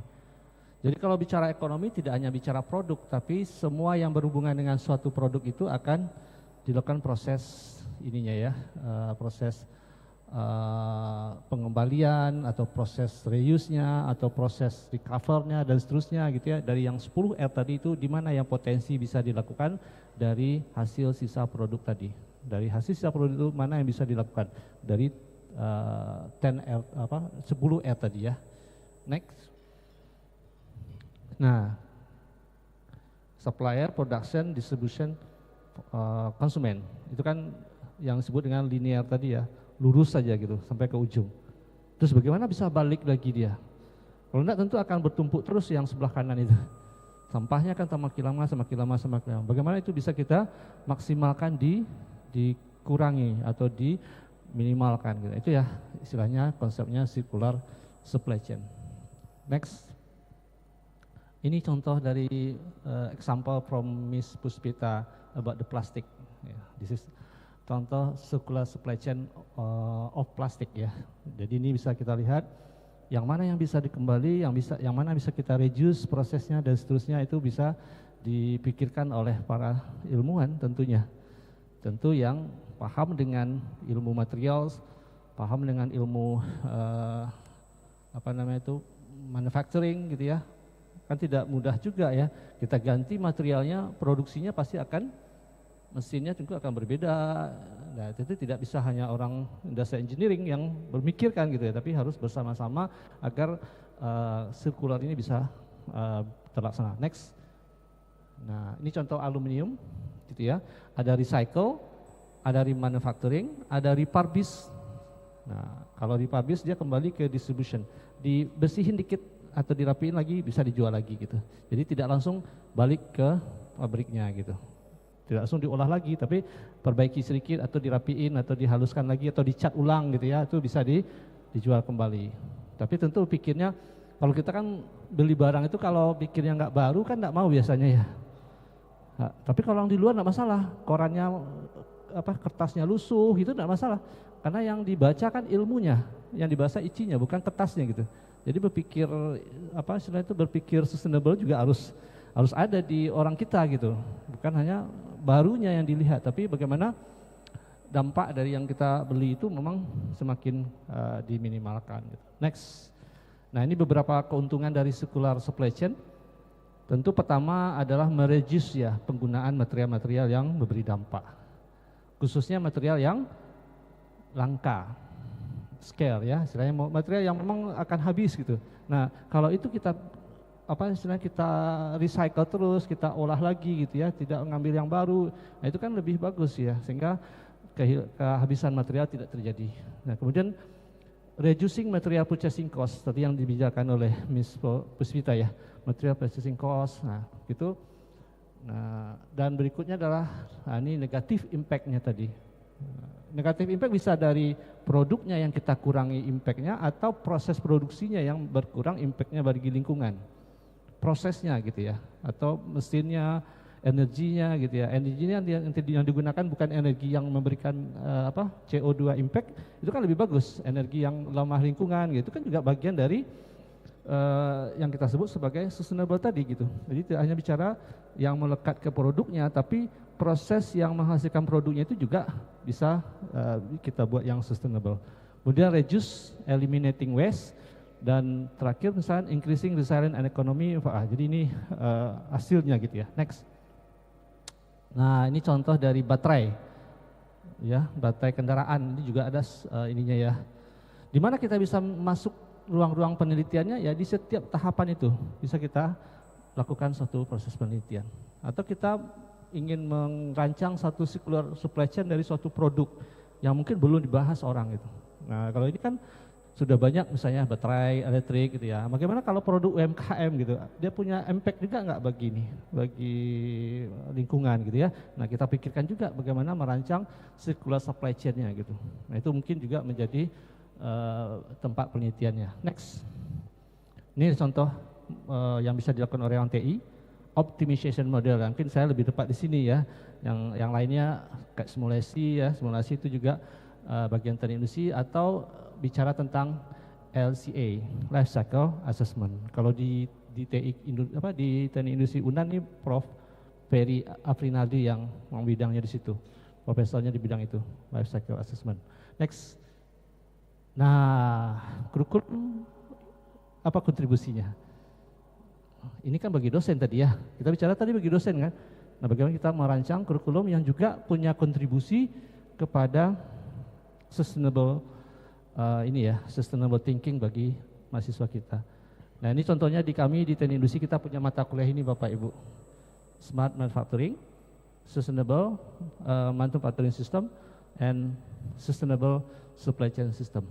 Nah ini sudah dibuka mulai semester kemarin dan tahun ini lanjut.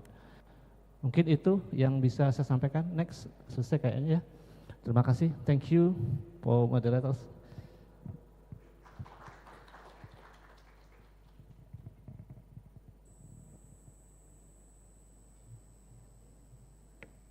Terima kasih Pak Coronaldi, sangat menarik sekali ya. So reduce, reuse, recycle takes more meaning. Dan yang paling menarik tadi adalah bahwa yang penting adalah bagaimana caranya supaya semua orang itu punya sustainable thinking, sustainable thought, itu yang paling penting. Jadi itu yang harus kita pikirkan bersama. Namun tentunya Bapak Ibu, implementation requires not just innovation and research, but also supportive policies and regulation. Jadi implementasi itu membutuhkan tidak hanya inovasi dan penelitian, tapi juga butuh support dari kebijakan dan policy atau kebijakan dari pemerintah. Next, Bapak Rizal Umar akan berbagi tentang kebijakan pemerintah dan inisiatif yang mendukung transformasi industri berkelanjutan di Sumatera Selatan. Pak Rizal, disilahkan. Terima kasih. Assalamualaikum warahmatullahi wabarakatuh. Berdiri berarti ya. Terima kasih sekali sudah dimulai Pak John tidak pakai bahasa Inggris. Mungkin karena saya bahasa Inggrisnya out-outan, makanya saya nggak S3 begitu. Saya lihat di sini banyak sekali teman-teman dari akademisi udah S3. Kalau saya dulu S1-nya di UPN, Teknik Industri. Sekarang udah banyak sekali teman-teman udah S3, berarti benar-benar kekeh dengan teknik industrinya, itu luar biasa sekali. Saya satu aja udah bujang, teman-teman udah sampai S3 sampai profesor untuk teknik industri. Slide-nya. Sebenarnya saya punya, I have experience Miss Puspita in Lobam. I work in GP Technology in Lobam, German plastic technology, but only 4 months, 4 months in Lobam. As engineering process. Hanya segitu saja bahasa Inggrisnya. Coba next. Ini sudah perkenalkan, saya dari Dinas Perindustrian sejak tahun 2010. Saya di bidang industri agro, seksinya industri hasil perikanan dan peternakan. Kadang kurang nyambung, cuma namanya pemerintahan ini di situ yang bisa kosong untuk saya. Sehari-hari saya membina industri kecil dan menengah juga yang disampaikan moderator tadi. Saya juga sebagai tim verifikasi teknis, ini mungkin yang agak penting, bahwa di dalam industri itu ada standar-standar yang harus dipenuhi perusahaan supaya dia bisa memenuhi peraturan yang ada di sektor industri. Salah satu pemenuhannya itu adalah sekarang yang benar-benar lagi digaungkan oleh Kementerian Perindustrian. Alhamdulillah Pak John sudah menjelaskan panjang lebar, jadi saya menjelaskannya tidak terlalu panjang lagi. Itu sudah dijelaskan tentang ekonomi sirkular, tentang industri hijau. Kalau di Kementerian Perindustrian itu kita namanya industri hijau. Konsep besarnya adalah ekonomi sirkular. Coba next. Ini sudah disampaikan tadi tentang sustainable industry. Berarti saya tinggal ujung-ujungnya aja nih. Next. Coba back tadi. Kenapa ekonomi sirkular ini penting bagi industri? Yang seperti yang disampaikan oleh Pak John tadi, bahwa kita sekarang itu tidak bisa hanya menghasilkan profit saja tanpa memikirkan lingkungan. Bumi tadi kan katanya. Ternyata bumi ini tidak baik-baik saja. Coba next. Suhu di bumi setiap tahun tuh naik 1,45 derajat ya Pak ya. Itu penelitian dari Bappenas, paling panas di tahun 2023 ternyata. Sekarang kalau di rumah kita tidak ngidupin AC, itu AC itu hampir 24 jam sekarang. Kalau dulu cuma kipas angin sudah cukup, sekarang harus pakai AC, kuliah juga mungkin begitu. Ternyata kenaikan suhu itu 1,45 derajat Celcius per tahun. Kalau kita tidak memikirkan bumi. Kalau terus terjadi ini, bumi makin panas, suhu makin panas, dampaknya terhadap lingkungan, perubahan iklim, perubahan cuaca, anomali, banjir, segala macam. Dan ternyata, next, itu kerugiannya mencapai 544 triliun periode tahun 2021 sampai 2024. 500-an triliun kita untuk menghandle lingkungan. Karena itu Kementerian Perindustrian dan Bappenas dan negara sangat konsen dengan ekonomi sirkular saat ini. Kalau tidak dilaksanakan, banyak yang kita akan alami.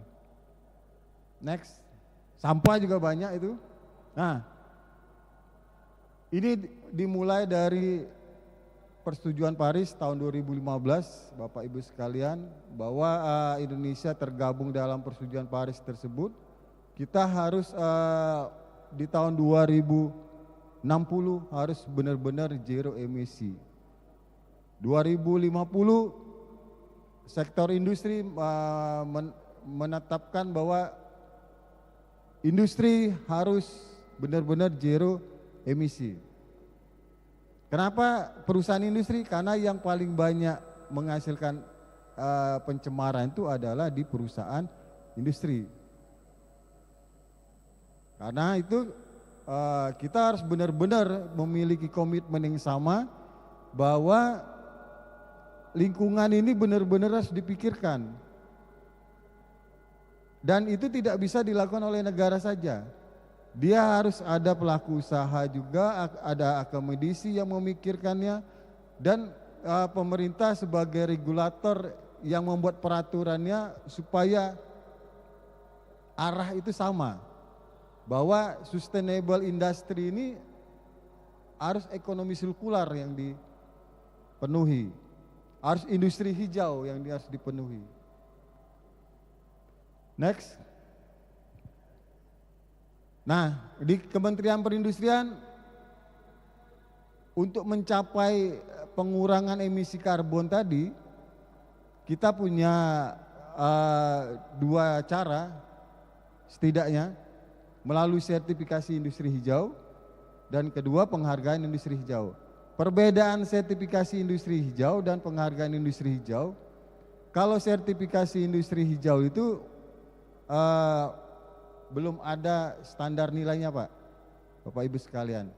Untuk memproduksi suatu produk dibutuhkan energi berapa misalnya. Nah, tapi kalau penghargaan industri hijau, dia sudah ada standar. Bagi perusahaan yang mampu mencapai pemenuhan standar tersebut, diberilah oleh negara namanya penghargaan industri hijau. Kalau di Kementerian Lingkungan Hidup namanya proper. Tapi kalau di Kementerian Perindustrian, dia lebih komprehensif. Kalau Kementerian Lingkungan Hidup, dia fokusnya di pengolahan limbah akhirnya. Tapi kalau di Kementerian Perindustrian, dia di setiap line produksi itu, bagian-bagian yang melakukan efisiensi dan optimalisasi sumber daya alamnya, penggunaan sumber dayanya, dia dinilai oleh negara. Item-item tersebutlah yang akan dinilai oleh Kementerian Perindustrian. Namanya penghargaan industri hijau dan sertifikasi industri hijau. Ada kawasan industri hijau, ada green public procurement, dan lain-lain. Kedepannya arahnya pasti ini akan diberlakukan. Ini sebagai target kita di tahun 2050 bahwa kita zero emisi di sektor industri. Sekarang memang belum diberlakukan secara ketat, baru di perusahaan-perusahaan PLTU, baru di semen, industri-industri besar yang masih volunteer. Tapi ke arahnya nanti bahwa setiap perusahaan itu harus benar-benar menjalankan prinsip-prinsip industri hijau. Tidak bisa lagi kita hanya berproduksi sebanyak-banyaknya, menghasilkan profit tanpa memikirkan lingkungan. Nanti Bapak Ibu sekalian mungkin sudah pernah dengar bahwa ada perdagangan karbon. Pedagang karbon, bahwa setiap perusahaan itu menghasilkan produk itu dinilai karbonnya, energinya. Bagi yang dia melebihi ambang standar yang telah ditetapkan pemerintah, dia akan kena cas. Dia harus bayar karbon lewat bursa karbon. Nanti seperti lelang di saham, perusahaan yang menghasilkan karbonnya lebih dikit, berarti dia ada selisih tabungan karbon dia. Tabungan karbon itu bisa dijual belikan. Arahnya ke sana. Jadi fungsi kita sebagai alumni teknik industri sangat penting. Bahwa kita terlatih untuk menghasilkan produktivitas, efisiensi, itu akan berguna. Di masa yang akan datang itu sangat berguna. Bahwa untuk menghasilkan produksi produk itu benar-benar harus dipikirkan 9R-nya tadi. Kalau di ekonomi sirkular itu 9R yang harus diperhatikan. Sudah disampaikan oleh Pak John tadi. Coba next. Ini industri hijau. Dia melihat 1, 2, 3, 4, 5, 6, 7 item. 7 item yang dilihat di dalam penghargaan industri hijau. Dimulai dari komitmen, dimulai dari penggunaan bahan baku, proses, energi baru terbarukan.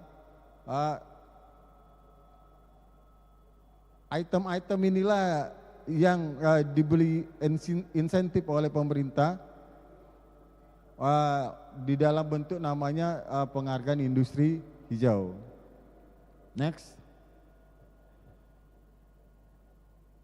Ini ada item-itemnya, coba next. Manfaatnya mungkin sekarang bagi perusahaan menggunakan konsep industri hijau itu merupakan tambahan investasi. mengolah limbah itu merupakan biaya. Tapi itu tuntutan sekarang. Dengan nanti adanya peraturan dari pemerintah mewajibkan industri hijau tadi, tidak bisa lagi kita berproduksi asal-asalan. Belum lagi Eropa sudah menyebarkan isu deforestasi bahwa harus tertelusur produk itu dari bahan baku sampai jadi produk jadi.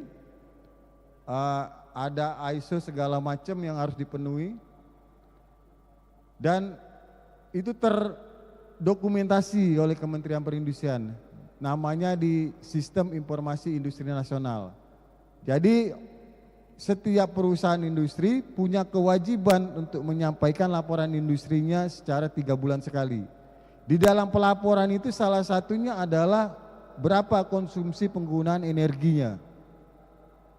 Jadi nanti ke depannya termonitor bahwa ketika kita menggunakan konsumsi energi melebihi dari standar tadi, maka dia kena klaim pajak karbon tadi.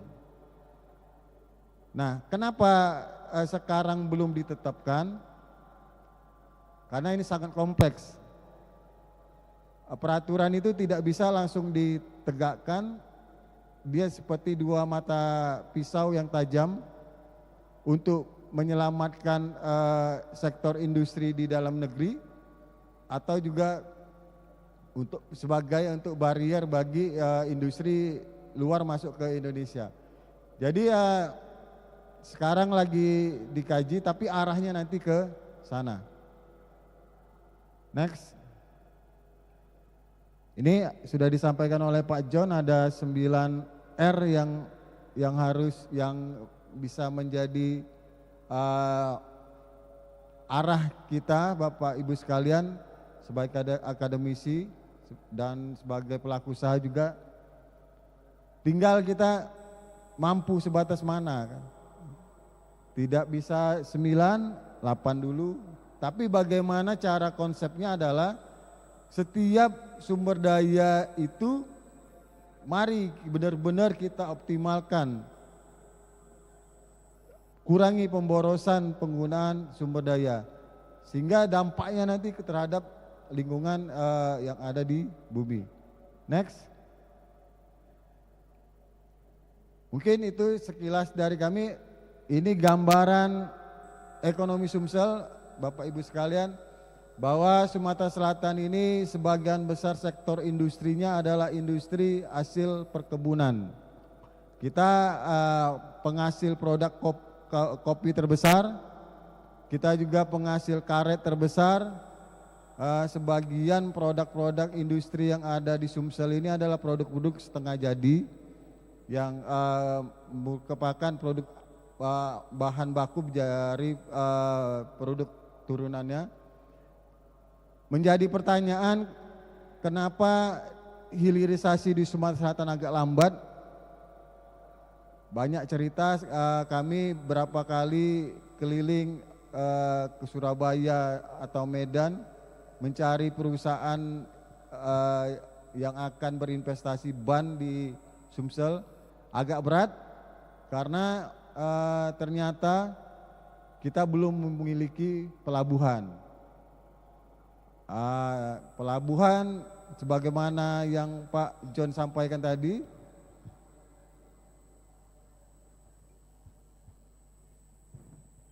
telepon,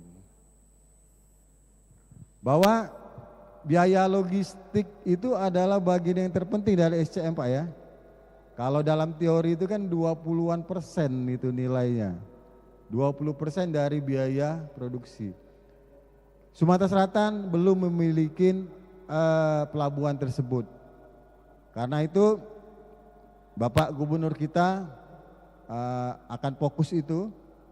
Bagaimana caranya kita pelabuhan Tanjung Carat itu bisa terwujud. Idealnya industri itu tumbuh mendekatin bahan baku. Sumsel memenuhi itu. Tapi biaya logistiknya masih tinggi. Kita tidak memiliki pelabuhan tadi. Harapannya dengan ada pelabuhan nanti, bahan baku ada, pelabuhan ada, dan Sumsel ini kan zero konflik, stabil.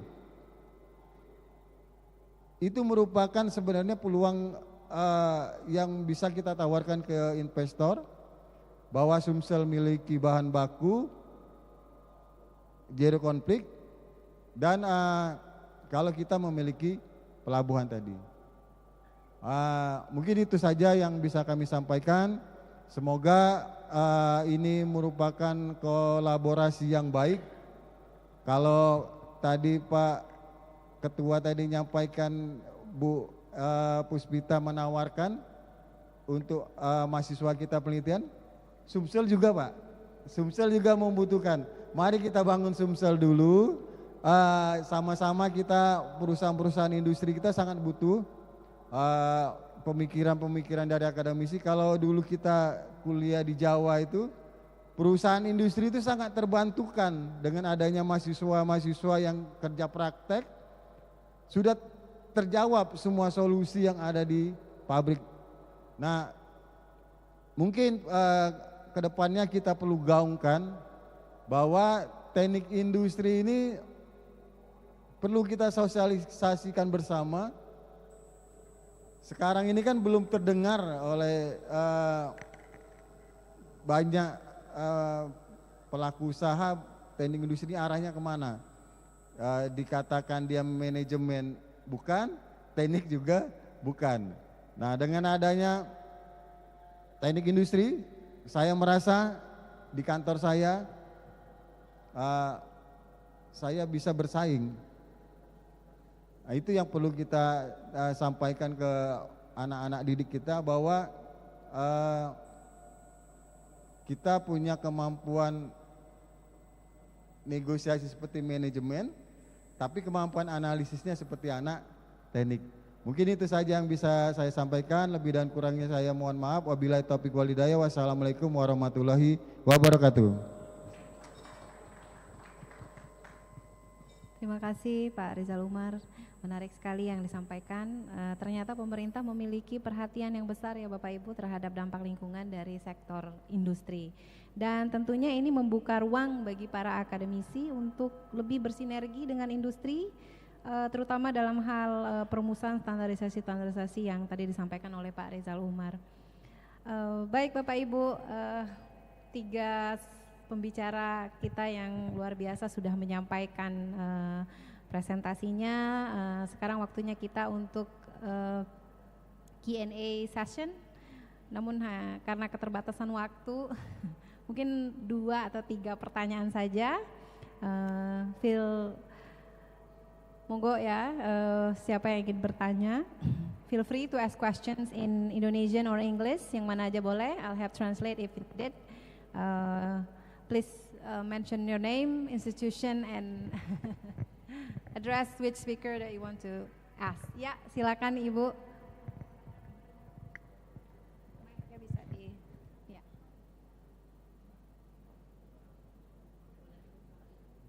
Ya, mic.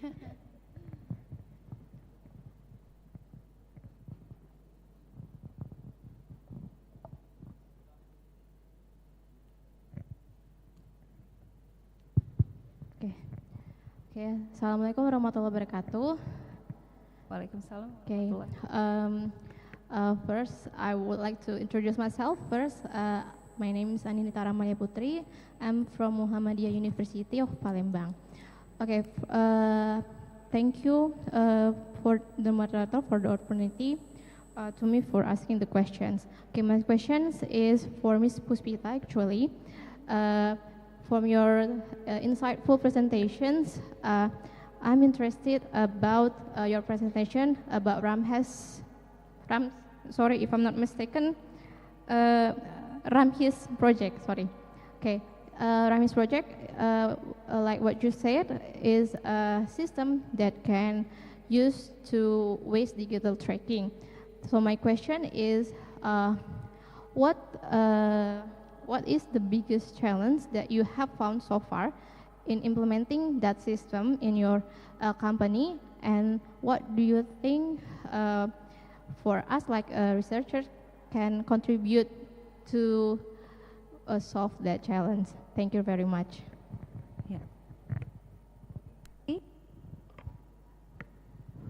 Terima kasih Miss Anita from UMP. Miss Puspita, maybe you can just directly answer the question. Yes, thanks, Ms. Anita. So Ramhis is actually a ERP-based software solution system that we're implementing that we developed in GIH, and we are implementing tooling maintenance system. We are also doing production maintenance system, and we are doing certain administration like HRMS and so forth. In terms of there are some issues that we are facing. One thing is that since we are developing in-house, there are lack of skill in order to develop the system. So that means the infrastructure in which we develop it, there is issues. In terms of the first thing, programming language that we are using, the developer first used was general PHP based because we just want to test the UI UX.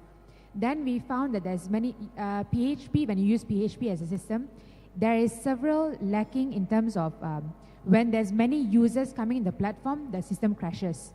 Or let's say when we want to improve the system, other developers won't be able to understand because PHP is a simmering down language. More people are going towards JavaScript, Python, and so forth. So that is another thing. The third thing is in terms of hosting the particular infrastructure.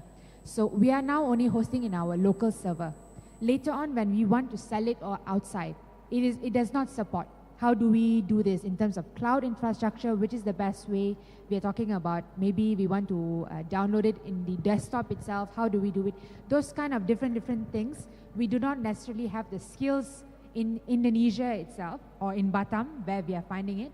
We didn't have the skills to progress the system further. So that is an area that we are opening up to. If there is skill and if there is knowledge of previous use cases for ERP system, because our ERP system is not just simple ones, it's very detailed. We want to know for quotation purposes, for costing purposes, minute details from the stage the material comes into the production. How do we calculate that? Because we recycle the material. So how do we know this one material comes back to the production? How do we cost? Those kind of things and everything is listed in the system. So how do we make sure that such a complex process can be translated into an easy understanding system? That is where the problem lies. Thank you, Ms. Puspita. That was very comprehensive explanation. Yeah, I hope that answered the questions, Ms. Anita. Okay, next question. We invite you to ask question. Bapak Ibu, silakan. Masih ada waktu untuk bertanya. Ya, silakan, Ibu.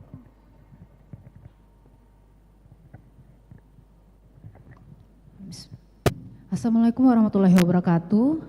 I will introduce myself. My name is Selvia Aprilanti from Tridente University. I want to ask with Ms. Puspita. Actually, I want to give an idea about your interest in finding renewable material or sustainable material. That I have idea of finding environmentally friendly biopolymers. I have an idea to research the manufacture of biopolymer from agricultural waste. There is 90% of Indonesian consume rice from rice plant, which byproduct of rice plant is in the form of rice husk. That this rice husk content of cellulose that can be processed into biopolymers and bioplastic. At the same time, it can reduce agricultural waste that is simply thrown away. Perhaps in the future, we can submit a proposal to conduct research in the manufacture of biopolymers from rice husk for industrial purpose at GIH. By implementing a life cycle assessment or circular economy, like Mr. Jordan really said, we really hope for research funding assistance from GIH to develop this innovation. I hope Ms. Puspita can consider this idea and we can collab for this research, and we develop some material from agricultural waste for sustainable material and the sustainable development goals. Thank you from me. Thank you, Ms. Selvia. Ini pertanyaan sekaligus usulan ya. Please, Ms. Puspita. So actually for biopolymers, agricultural waste is something that we are really looking at in Indonesia. So far we have found palm oil waste that we want to use the bagasse, and then we combine with base polymers like, in our case, we are using for GADA. So our base is PVC. So what is compatible with PVC for our end use cases? That is one thing. We are looking at palm oil bagasse, rice husk is another major thing that we could also look at. Anything that is able to, one thing, strengthen the PVC, and strengthening only is the main thing that we are looking at. Yes, we are definitely open to see what kind of ideas that you have, and we can collaborate further. Yeah. Thank you, Ms. Puspita. Maybe one more question, mungkin bisa ditujukan ke sisi akademisi ataupun dari pemerintah. Satu pertanyaan lagi, bisa ke Pak John Rinaldi ataupun ke Pak Rizal Umar. Ada pertanyaan lagi? Ya, silakan Prof.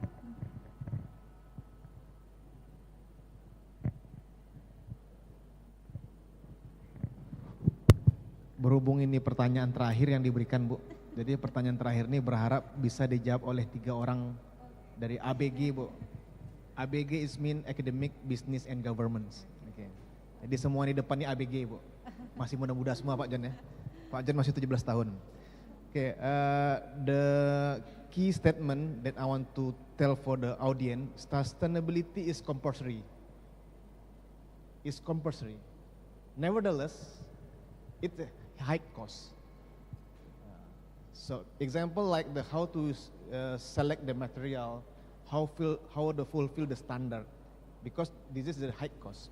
My question is, pertanyaan saya adalah, kalau ini adalah sebuah kewajiban yang harus dipenuhi ke depannya, pertama, bagaimana pemerintah dalam upayanya standar-standar ini bisa dipenuhi oleh semua industri. Jangan nanti hanya standar, tapi kesulitan industri dalam memenuhinya. Jadi ada upaya yang kita ingin tahu dari pemerintah bisa menetapkan bagaimana upaya untuk bisa industri ini memenuhi standarisasinya. Kemudian yang dari akademisi, tentu akademisi mendukung ya Pak John ya, bagaimana pemenuhan standar-standar ini. Maka kami ingin bertanya kepada Pak John, dalam teknis akademisi, bagaimana kita bisa bergotong royong itu polanya Pak John, untuk memenuhi standar-standar yang dimiliki industri. Jangan nanti pemerintah menetapkan sebuah standar, industri hanya berpacu untuk memenuhi standar, tapi tidak dibantu oleh akademisi. For the last question, especially for the Puspita, is it difficult for you to fulfill the standard for government Indonesia in terms of sustainability? Because sustainability have a lot of standards to fulfill. That's why I want to know in your experience. Thank you very much.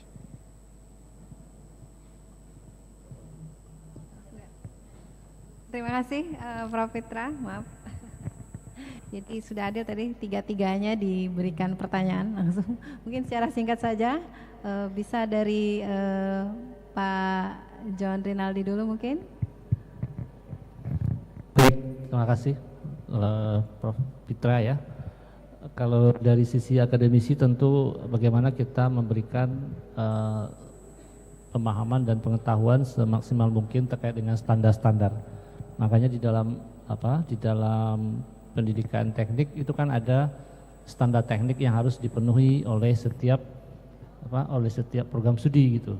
Ketika dia melaksanakan suatu proyek, bagaimana mahasiswa ini kita dikenalkan dengan standar-standar itu dan bagaimana mengimplementasikan dalam sebuah proyek yang sifatnya untuk memahami konteks permasalahan nyata di lapangan, sehingga saat ini kan di kurikulum ada namanya capstone project dan itu mewajibkan mahasiswa harus aware dengan standar. Dan artinya pengetahuan itu tentu harus dimiliki oleh mahasiswa, dan supportnya tentu para dosen harus lebih dulu paham juga tentang standar gitu, sehingga nanti bisa diberikan kepada mahasiswa gitu dalam pelaksanaan kegiatan perkuliahannya. Kalau dari sisi akademisi seperti itu, jadi memang kita harus siapkan kurikulum, siapkan mata kuliah yang memang dikenalkan dengan standar-standar yang nantinya diperlukan oleh baik dunia industri ataupun regulasi yang ada di Indonesia. Mungkin itu sih dari saya jawabannya. Terima kasih Pak Jun. Mungkin selanjutnya ke Pak Rizal atau Miss Puspita. Pak Rizal dulu mungkin ya. Silakan Pak.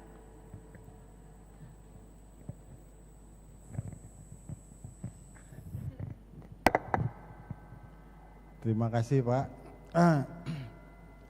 Di Peraturan Menteri Perindustrian nomor 9 tahun 2021 itu ada standar yang wajib dipenuhi oleh industri, perusahaan industri. Mungkin bisa nanti ngerujuk bahwa setiap KBLI itu ada standar-standar yang harus mereka penuhin. Banyak standar, kita pakai namanya standar industri. Di standar industri itu ada SNI, ada halal, ada HACCP, ada GMP-nya, banyak standar sesuai dengan karakteristik kelompok lapangan usahanya. Khusus untuk ekonomi sirkular, memang pemerintah masih memberikan sosialisasi volunteer bagi perusahaan yang memenuhi standar, dia dapat penghargaan. Tapi arahnya global sekarang itu kita benar-benar harus concern dengan ini, dengan industri hijau tadi. Buktinya Eropa juga sudah menegaskan itu di kita nanti arahnya ke sana. Belum ditetapkan, tapi kedepannya arahnya nanti ke sana. Pemerintah masih mengkaji setiap lapangan usaha itu konsumsi energi berapa yang pas harus dipenuhi oleh industri. Karena tidak bisa kita langsung tetapkan nilai konsumsinya kalau industri itu tidak mampu memenuhinya. Seperti yang saya sampaikan tadi, dia seperti dua mata pisau. Ketika kita tetapkan, bukannya mau menumbuh kembangkan industrinya, malah mematikan industrinya. Prinsipnya arahnya nanti ke sana, bahwa perdagangan karbon ini harus menjadi acuan perusahaan untuk memenuhi standar energi tadi. Kami sangat berharap akademisi bisa berkolaborasi, bahwa kita teknik industri terlatih untuk melihat setiap line produksi itu, bagian mana yang energi yang boros, bagian mana yang ini. Mungkin di silabusnya nanti kita agak arahkan, fokuskan ke penghargaan industri hijau, cara-cara industri hijau. Nanti bisa saya share mungkin ininya, juknisnya Bapak Ibu sekalian, sehingga nanti akademisi bisa melihat. Tapi intinya sederhana sekali, itu yang kita pelajari akademisi kita, bahwa kita terlatih untuk produktivitas, efisiensi, mengurangi reject, inovasi untuk energi terbarukan. Itu sehari-hari yang teknik industri lakukan, diterapkan di dalam di proses perusahaan industri. Mungkin itu saja, terima kasih. Terima kasih Pak Rizal. Last but not least, Mrs. Vita, please. So in terms of your question, Pak, like Pak Rizal mentioned, as of now, the government does not put a really full force or put a full pressure onto the industry that you should follow certain standards. But in the same time, for us, like which is why it is easy for us to run our production. One thing is because it is given freedom in order the industries to one thing comply with global standards, and also Indonesian to what is their own CSR responsibilities for that particular area that they're operating in. So for us, what we consider sustainability, one thing is internal sustainability in our internal costing, internal energy usage, to lower our own costs. What does that mean? So that means, like I mentioned just now, reducing cost in terms of material consumption, reducing cost in terms of processing, reducing energy as part of that. And then as part of external sustainability measures, what we do as we do not want to pollute the environment. That is what we look at in terms of external sustainability measures. So that means keeping our chemical deposits clean, make sure that we deposit chemical in the right manner. If we do buy materials, we buy materials that are recyclable, so we reuse many times. Another aspect is that we use a lot of compressors, chillers, so forth. So how do we make sure that that water, the waste, disposed properly? How do we make sure that the waste is cleaned properly? We reuse as many times as we can. And those are the kind of aspects that we look at, both internal, both external, in terms of complying with what is needed for the environment, in terms of CSR policies. Thank you, Ms. Puspita. Well, akhirnya waktu juga yang jadi penghalang ya Bapak Ibu. Seminar ini harus berakhir karena keterbatasan waktu. And I would like to thank you everyone for a very engaging discussion. And this morning we have learned that sustainable industry requires three things: innovation from the industry, research from the academia, and support from the government. And all three must collaborate and work together. Kolaborasi adalah kunci. And on behalf of the organizing committee, I'd like to thank our speakers for sharing their valuable insights. Please give applause to our speakers. Thank you for sharing a very insightful materials for today, and the audience for the participation, and of course for the BKSTI committee for organizing this important discussion. Thank you, terima kasih. Wassalamualaikum warahmatullahi wabarakatuh. Saya kembalikan ke MC.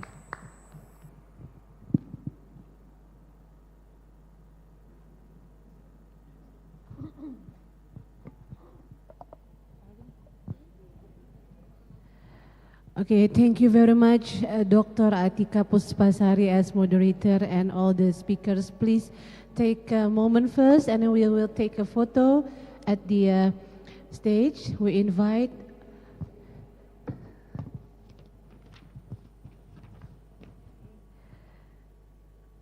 Prof. Fitra Lestari to join the keynote speaker and also the moderator, and also the chairman of the conference, the committees. Please join the photo session. And also director from Bina Dharma, Dr. Yanti, from Muhammadiyah Palembang, the representative from Tridinanti, and from Universitas Katolik Musi Caritas, rector or vice rector or the representative. Please go to the stage and then take a photo together.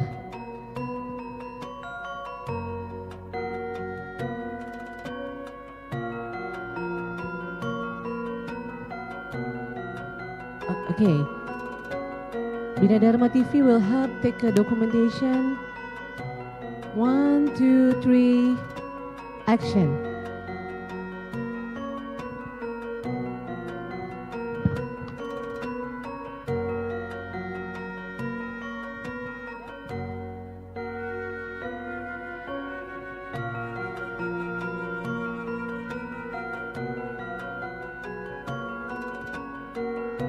Thank you very much. Please giving applause to keynote speaker and moderator for this session. Thank you very much. We now move to the other agenda for today. We will hear a book review with the title Pengantar Teknik Industri with a discussion Dr. Heri Setiawan, ST.MT IPM, Innovation System Center or IC Laboratory, Industrial Engineering Study Program, Faculty of Science and Technology, Universitas Katolik Musi Caritas. To Dr. Heri Setiawan, the time is yours. Thank you very much, Ibu Dr. Atika.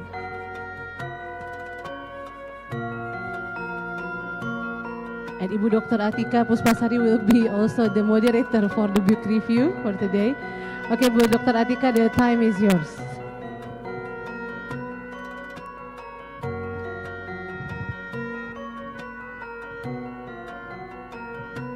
Assalamualaikum warahmatullahi wabarakatuh. Salam sejahtera untuk kita semua. Bapak Ibu yang saya hormati, tadi kita sudah mengikuti acara seminar nasional dengan 3 narasumber yang luar biasa. Dan kali ini jumpa lagi dengan saya. Semoga tidak bosan dan semoga masih dengan semangat yang sama ya. Sudah ngopi semua? Sudah. Oke. Masih dengan semangat yang sama ya. Kita akan melanjutkan diskusi dengan mengupas sebuah buku penting yang sangat relevan dengan tema kita hari ini, yaitu peran dan kontribusi nyata BKSTI Sumatera II untuk peningkatan daya saing SDM dan industri berkelanjutan. Buku ini adalah sebuah karya kolaboratif dan juga komprehensif dari 15 penulis yang dipimpin oleh editor Ibu Insinyur Christophora Desi Kusmindari MT. Dan tentunya untuk membedah buku ini kita sangat beruntung memiliki narasumber yang luar biasa kompeten. Beliau adalah Bapak Dr. Heri Setiawan ST MT IPM, seorang akademisi sekaligus praktisi dengan pengalaman lebih dari 20 tahun di bidang teknik industri. Izin Bapak, saya akan memperkenalkan secara singkat profil Bapak Dr. Heri Setiawan. Beliau adalah Direktur Lab Innovation System Center atau ISC, Prodi Teknik Industri Fakultas Sains dan Teknologi Universitas Katolik Musi Caritas, dan dengan track record yang sangat impresif. Lulusan S1 Teknik Industri dari Universitas Atmajaya Yogyakarta, S2 dari ITS Surabaya, dan S3 Ergonomi Fisiologi Kerja dari Universitas Udayana Bali. Dan yang menarik, Bapak Heri tidak hanya berkutat di dunia akademis, beliau adalah seorang asesor, mentor yang memiliki berbagai sertifikasi profesional dari BNSP, betul ya Pak? Dan lembaga internasional di bidang K3, Supply Chain Management, ISO 9001 dan ergonomi. Beliau juga terlibat sebagai tim task force di berbagai proyek industri strategis tingkat nasional, baik di bidang pendidikan, standarisasi industri, maupun pengembangan SDM. Dan tentunya dengan pengalaman beliau sebagai Wakil Rektor 1 Universitas Katolik Musi Caritas hingga 2021, beliau juga merupakan pemenang sayembara 100 Leadership Harus Bisa dari Presiden RI dan author dari puluhan publikasi ilmiah. Tentunya kita memiliki narasumber yang sangat tepat untuk membedah buku ini dari perspektif akademis maupun praktis. Mari kita sambut Bapak Dr. Heri Setiawan ST MT IPM. Kepada Bapak dipersilakan. Tes. Mohon izin berdiri. Ya. Bapak Ibu, sebentar lagi kan istirahat. Isyoma dan sebagainya, waktu saya akan singkat saja, tapi rasanya kan sudah mulai jam-jam mau isyoma itu kan jam-jam yang lemes begitu ya. Kalau saya mengatakan semangat pagi, mohon semuanya berdiri, pagi, pagi, pagi, yes. Nah. Semangat pagi Bapak Ibu. Kurang semangat. Dilihat Pak Rizal loh dari perindustrian. Sekali lagi. Semangat pagi Bapak Ibu, pagi, yes. Oke, terima kasih. Yang terhormat untuk semuanya, nggak perlu saya sebut satu-satu karena sudah waktunya mepet begitu ya. Bapak Ibu, di depan saya pegang buku Pengantar Teknik Industri dan yang nulis kalau nggak salah sih 50% hadir di sini begitu ya. Saya hanya provokator aja, manas-manasi saja. Kira-kira seperti apa nanti saya akan memantik, kemudian silahkan Bapak Ibu berdiskusi isinya seperti apa. Dari satu sisi saya pribadi, Bapak Ibu, bahwa tugas dosen salah satunya ya publikasi buku misalnya, book chapter. Dalam satu semester kalau kita melihat buku PTI seperti ini, kita sampai bingung, begitu banyaknya buku, terus kita bingung yang mau dibaca yang mana. Yang terpenting lagi adalah kira-kira matchingnya dengan industri seperti bisa memecahkan masalah yang kemarin IKM yang hadapi, bisa tidak begitu ya. Maka kalau bisa sih teori dengan praktek dimulai dari yang kecil bisa dieksekusi begitu ya. Baik, next slide. Saya akan singkat Bapak Ibu, hanya 5 saja yang akan disampaikan. Yang pertama adalah gambaran umum, kemudian poin-poinnya, yang ketiga isunya, lalu tantangan kritis, kemudian pemantik saja per bab, dan yang terakhir adalah kira-kira pengembangan bukunya seperti apa. Next. Nah, seperti yang tadi saya sebutkan Bapak Ibu, ada 15 bab dari 15 penulis yang menurut saya senior semuanya, ada Prof. Fitra juga ada di sini, hebat-hebat semuanya. Saya tidak protes tapi hanya provokasi saja begitu ya. Ya Pak Jan ya, provokasi yang kira-kira bisa enggak peran nyata dan kontribusi konkret ini terhadap, enggak usah gede-gede dulu lah, UMKM atau IKM. Kemarin kan IKM hanya dipakai sebagai objek. Setelah magang selesai, IKM-UKM balik lagi di awal karena tidak ada sustain, tidak ada keberlanjutan. Nah itu yang perlu kita harus bangun bersama Avenger mulai dari pemantik pertemuan annual meeting ini. Di dalam buku itu ya tentulah ada teori, ada metode, kemudian ada tren industri. Cuma pertanyaannya adalah ada di bawah itu Bapak Ibu. Kalau kita lihat kutipan kuncinya adalah teknik industri itu, ya definisi teknik industri kan ya, mengintegrasikan manusia, mesin, material, energi, sistem informasi untuk produktivitas. Pertanyaannya adalah kira-kira sudah cukupkah topik itu? Materi teori itu sudah cukupkah? Ditambah takutnya adalah seperti tanggal 19 yang lalu saya sama Bu Ainun itu memberikan penjurian ke mahasiswa yang dia memberikan implementasi terhadap otomatisasi industri. Nah, begitu otomatisasi dilaksanakan, konsekuensi negatifnya adalah mengganti SDM. Produktivitas rantai produksi gimana? Naik, bagus begitu ya. Tapi begitu di launching, produknya kok nggak diserap pasar. Kenapa kira-kira? Jawabannya dari mahasiswa itu adalah mungkin kalah dengan perusahaan kompetitor lainnya.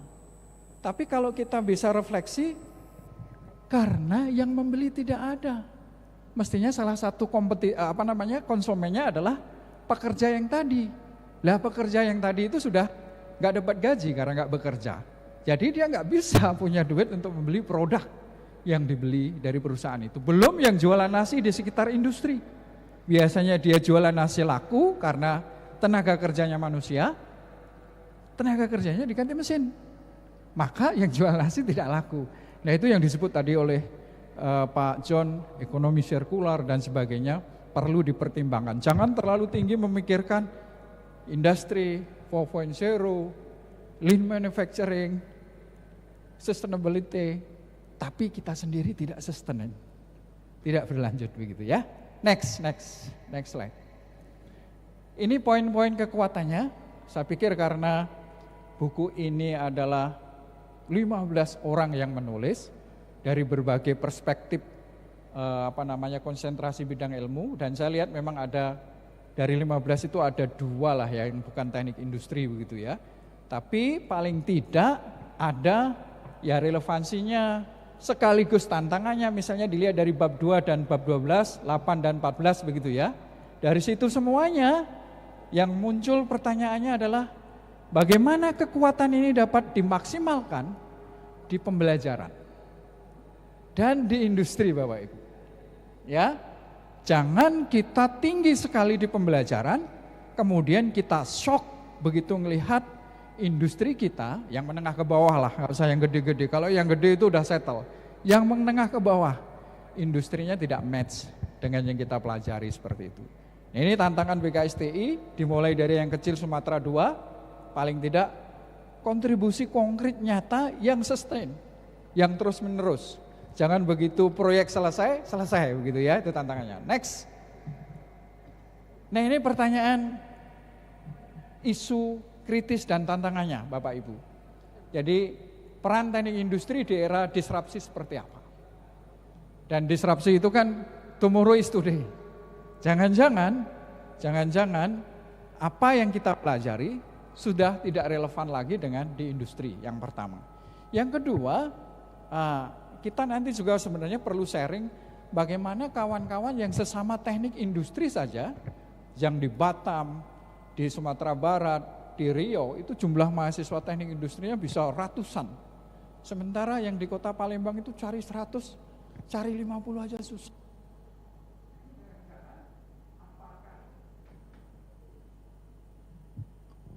Apakah kurikulumnya atau industri demografi?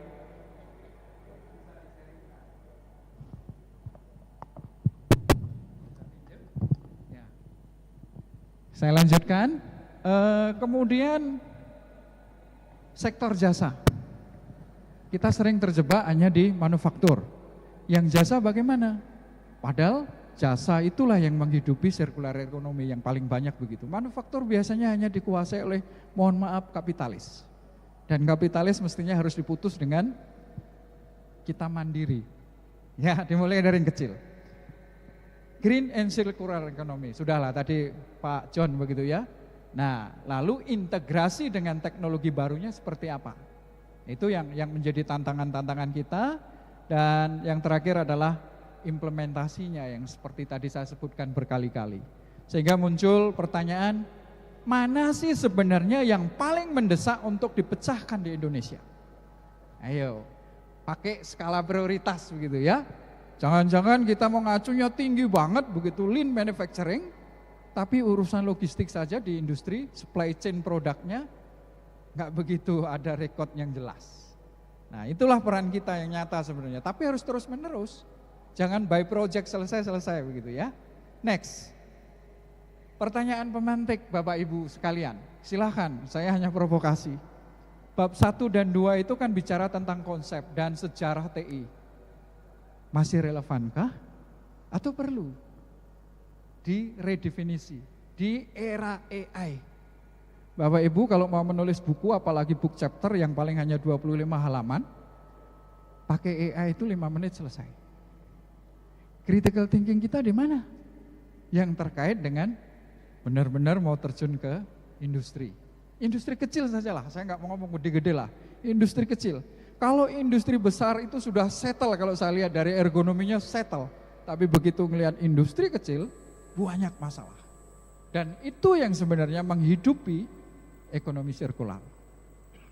Yang kedua, bab 3 dan 5. Time study, total quality management. Masih efektif di era kerja yang fleksibel. Di era kerja yang remote work. Nah, seperti itu. Padahal kan yang namanya time study kalau dia repetitive work begitu ya, tidak keluar kemana-mana. Yang ketiga, ya bab 9 dan 8 itu adalah seberapa siap industri kita mengimplementasikan SCM di era digital. Smart manufacturing layout. Itu tinggi sekali begitu ya. Nanti kita malah shock begitu kita mau menerapkan itu, beda tentang kasusnya di lapangan. Bab 12, inovasi. Ya, inovasi. Terkait dengan inovasi, lab saya dengan kawan-kawan itu sudah tahun lalu itu memenangkan hibah matching fund yang didanai 2 miliar seperti itu. Membuat wood chipper.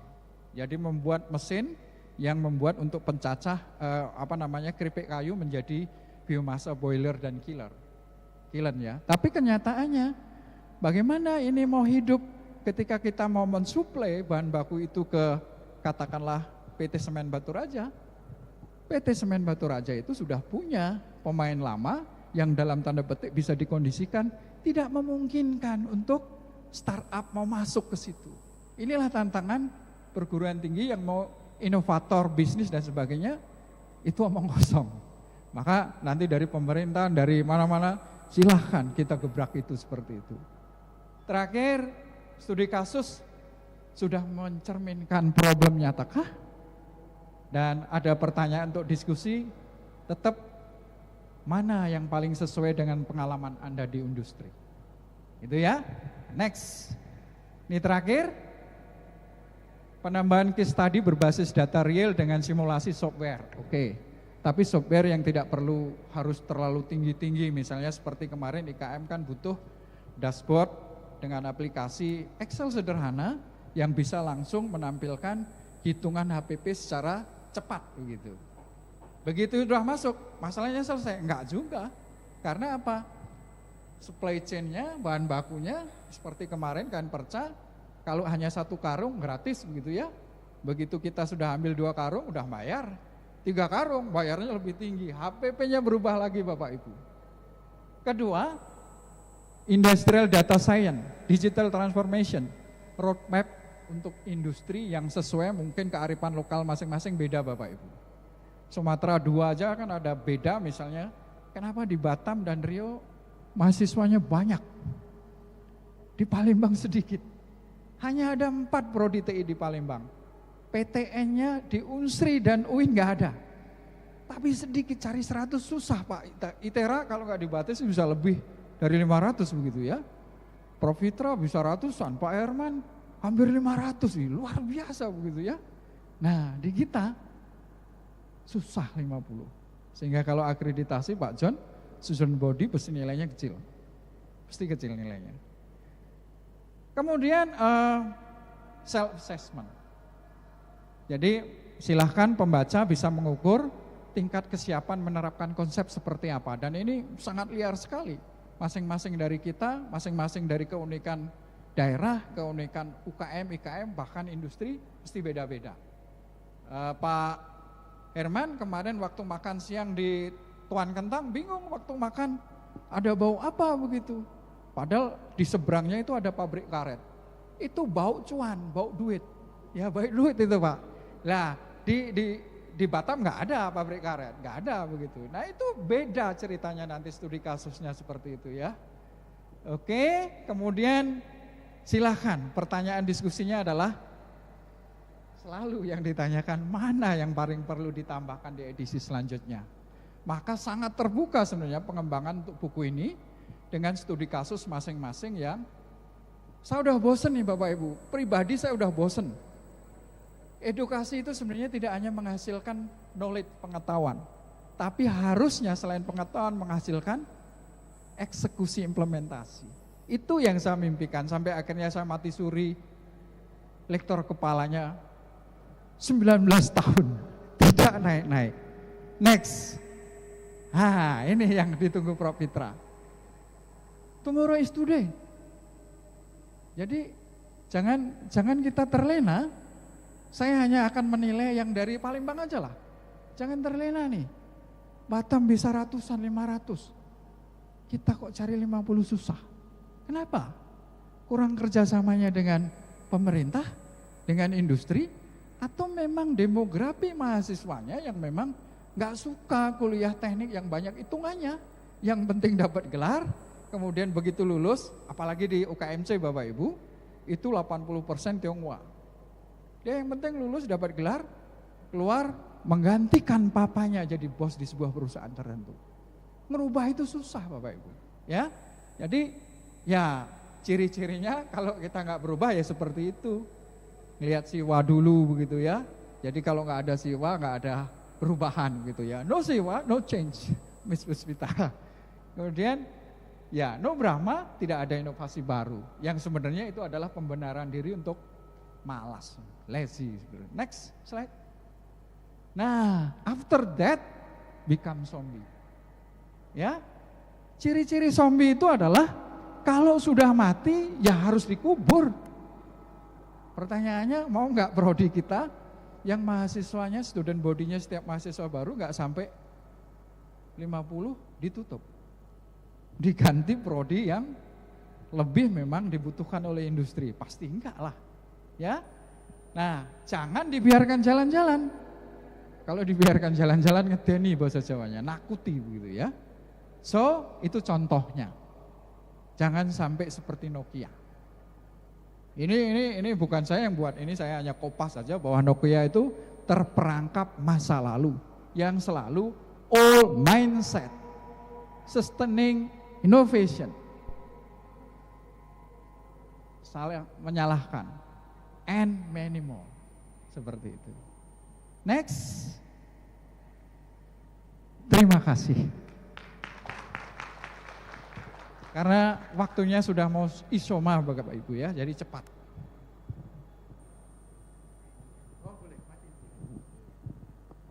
Terima kasih Pak Heri, concise dan insightful.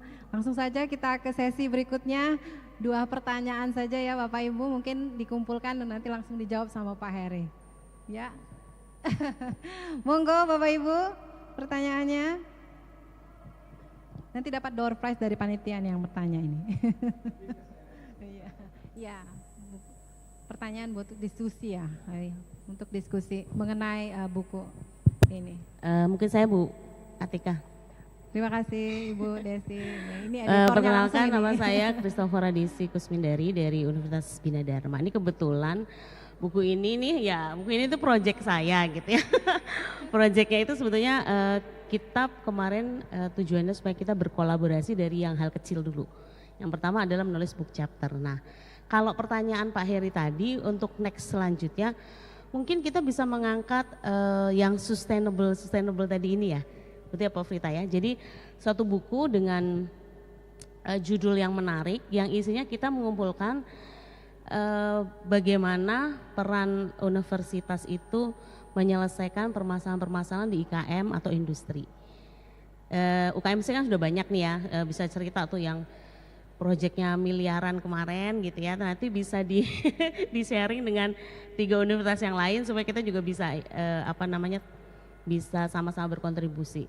Nah herannya ketika kita mencari UMKM, ternyata kita punya banyak irisan gitu. Ternyata misalnya Muhammadiyah pernah ke situ. Kemarin Pak Heri pernah bilang sama saya, Bu Desi ke Bank Sampah Indonesia ya katanya. Ya kebetulan bukan prodi saya, jadi saya nggak tahu gitu ya. Jadi ternyata UKMC juga punya kerjasama dengan Bank Sampah Indonesia yang mereuse plastik tadi ya Pak ya. Nah sebetulnya salah satunya itu yang banyak diminta itu adalah mesin pencacah plastik Pak. Jadi saya pernah ditanyain kan bisa nggak Bu buatnya? Saya nggak punya lab untuk itu sekarang. Kalau dulu Bina Dharma kita punya lab manufaktur ya.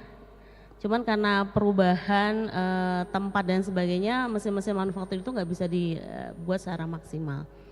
Nah, pandangan nih Pak Heri atau teman-teman yang lain, saya sih menyarankan kita punya proyek buku lagi nanti di semester depan dengan tema yang lebih ini Pak, yang menjawab apa yang tadi Pak Heri minta ya. Kemudian bisa memasukkan banyak studi kasus sehingga itu tuh menjadi bahan acuan juga dipakai oleh mahasiswa, bisa jadi tema skripsi yang berkelanjutan dan sebagainya. Mungkin itu Bu Atika, terima kasih. Terima kasih Bu Desi, ada lagi Bapak Ibu? Iya silakan Prof. Terima kasih Bu Atika. Memang yang dijelaskan oleh Pak Heri tadi kalau sudah associate professor itu memang luar biasa Bu. Iya. Ya Bu ya. He is associate professor from the Musi Caritas. Saya suka dengan slide yang boleh diputar enggak? Oke, ini Bapak Ibu poin 3. Saya meng-highlightnya statement Pak Heri itu mana yang paling mendesak untuk dipecahkan di Indonesia. Saya ulang lagi Bapak Ibu, mana yang paling mendesak untuk dipecahkan di Indonesia. Apa problem solving yang harus diselesaikan di Indonesia? Itu pertanyaan Pak Heri ya. Malam tadi saya mendapatkan suatu pemikiran baru yang diberikan oleh Pak Dr. Alexi. Ini Bapak Ibu saya perkenalkan Pak Dr. Alexi ini di ruangan kita ini beliau paling senior. Dan saya rasa 2 tahun lagi beliau pensiun. Silakan berdiri Pak Alexi. Oke. Ya. Beliau akan pensiun. Kemarin beliau ngasih pandangan ke saya tentang bagaimana sistem logistik di Indonesia. Bagaimana teknik industri itu jurusan satu-satunya yang harus memecahkan masalah logistik. Maka di kesempatan ini saya minta Pak Alexi bisa menjelaskan Pak, bagaimana pemikiran logistik itu yang menjadi backgroundnya teknik industri Pak. Karena tidak ada lain selain orang teknik industri yang bisa menyelesaikan masalah logistik. Iya. Iya, saya mohon Pak Alexi ngasih pencerahan yang sama ke saya ke malam tadi dan diberikan ke kita semua pada pagi hari ini. Kepada kesediaan Pak Alexi kami persilakan. Jadi narasumber. Monggo ini request langsung dari Prof Fitra ini. Mungkin ke Pak Alexi dulu Pak Heri. Terima kasih Bapak-Ibu sekalian. Terima kasih Pak Fitra. Saya jadi tersanjung ini. Baik Bapak-Ibu sekalian, saya cerita sederhana. Jadi pertanyaannya pertama, pernahkah negara kita ini kemarau panjang full setahun? Ternyata tidak. Kita kemarau panjang 3 bulan, itu sudah kita bilang sangat panjang. Itu pertama. Dan faktanya ketika kemarau panjang di suatu daerah, itu daerah lain mungkin banjir. Itu Indonesia kita. Itu Indonesia kita. Nah, pertanyaan berikutnya, seperti itu kondisi kita. Segala macam, kalau KUS Plus dulu cerita, jadi teman-teman mungkin tidak tahu KUS Plus. Dia tahun 70-an. Jadi negara kita bukan lautan hanya kolam susu. Kayu dan jala cukup menghidupi tongkat, kayu dan batu jadi tanaman. Itu cerita negara kita yang luar biasa kaya, luar biasa subur. Tapi pertanyaan berikutnya, ada nggak rakyat kita yang kesulitan akses pangan? Ada. Kalau cerita akses, itu bukan cerita produksi, tapi cerita logistik. Kemudian cerita yang lain. Dulu ada satu negara kemarau itu 7 tahun full. Kemarau 7 tahun full. Tetapi setelah itu negara mampu sediakan pangan untuk rakyatnya. Mungkin bapak-bapak ibu langsung menduga kasus di negara mana itu? Mesir pada waktu zaman Nabi Yusuf. Jadi kita cerita tentang ketika kesulitan itu terjadi, tetap tersedia inventory pangan di situ. Inventory adalah salah satu aspek di dalam logistik. Ketika kita cerita daerah yang luas dengan area produksi dan konsumsi yang terpisah, kita cerita tentang transportasi, itu cerita tentang logistik. Dan Nabi Yusuf pada waktu itu belum ada Departemen Teknik Industri dan jurusan Teknik Industri. Belum ada jurusan Teknik Logistik. Tapi beliau bekerja dan kita orang TI insya Allah bisa kontribusi seperti itu. Itu cerita logistik. Cerita tentang produksi, cerita tentang material, cerita tentang inventory, cerita tentang penjadwalan dan seterusnya. Terima kasih. Terima kasih Bapak. Mungkin langsung dilanjut oleh Pak Heri. Silakan Pak. Saya hanya nambahkan saja Pak Alexi, dan tentu jam terbang saya nggak ada apa-apanya lah ya. Yang disampaikan oleh Bu Desi tadi saya suruh sharing begitu. Dosen itu kan kami ini sama-sama di Lab Inovasi UKMC itu berangkat dari, kecuali yang student body dan perguruan tingginya besar begitu nggak ada masalah ya. Kami ini kecil, kemudian kami sedikit dibawa dengan latar belakang frustasi, akhirnya apalah yang bisa kita lakukan yang juga bisa menambah cuan. Karena dosen di tempat kami Pak Alek masih singkatannya adalah kerjaan administrasinya berdus-dus, gajinya sesen, menjadi biomasa begitu. Mimpi kami gede, cash flow-nya juga udah bagus begitu, dan sudah berani bisa menjadi startup sebenarnya, bahkan membuat PT loh. Tapi ketika kita mau menjadi supplier, kita kirim ke optakernya itu ternyata memang sudah ada dikondisikan semuanya oleh pemain lama yang dalam tanda petik kapitalis. Di negara kita, mohon maaf ini, tidak memungkinkan untuk startup itu berkembang dan bertumbuh. Contoh konkret, kalau kita mau startup, nggak punya modal, pinjem duit pasti di bank yang paling gampang. Bank pasti minta rekor perbankan 3 tahun loh. Lah kita baru berdiri diminta 3 tahun. Jadi nggak support untuk itu begitu. Sehingga mati biomas kami, tetapi mesin sudah jadi gitu ya. Nah ini yang terbaru, kami pengen membuktikan bahwa dari sampah kita satu tim dengan Bank Sampah Indonesia.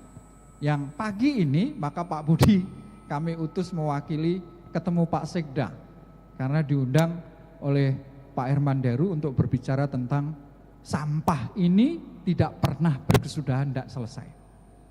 Bahkan proyek 2T saya nggak ngerti Pak Rizal, 2T pembangkit listrik tenaga sampah itu realisasinya seperti apa. Nah kami dari BSI itu memulai dari yang kecil. Kalau sampah yang wujudnya PET, PET dan sebagainya nggak sampai 5 menit sudah diambil pemulung karena itu ada nilainya. Bagaimana sampah dengan organik dan sebagainya? Ya salah satunya sebenarnya bisa dibuat ya, yang teman-teman kimia, RDF dan sebagainya. Tapi kita harus yakin off-takernya menerima. Kalau enggak, pasti berhenti lagi dan proyek itu enggak akan jalan gitu ya. Nah lalu kami ada 3 proposal Prof Fitra juga yang di GRS 2025 sudah melampaui 3, tinggal 2 lagi sama kayak Prof Fitra. Tapi kami enggak berani ngomong karena takutnya enggak lolos. Tapi paling tidak ya sudah perjuangan, sudah 3 tahap begitu ya. Yang kami ajukan enggak main-main karena kita maunya benar-benar enggak by project. Per proposal 5M lebih Prof, 5 miliar per proposal untuk betul-betul bagaimana sampah di kebun sawit terutama. Kalau di industri sawit banyak sekali sampahnya. Di kebun sawit itu misalnya pelepah ya, itu hanya dibuang. Nah itu kan bisa dibuat menjadi wood chip untuk bahan baku lagi, bahkan ekspor sebenarnya ke Korea dan ke Jepang. Kita semuanya sudah siap teknologinya, DED-nya siap semuanya.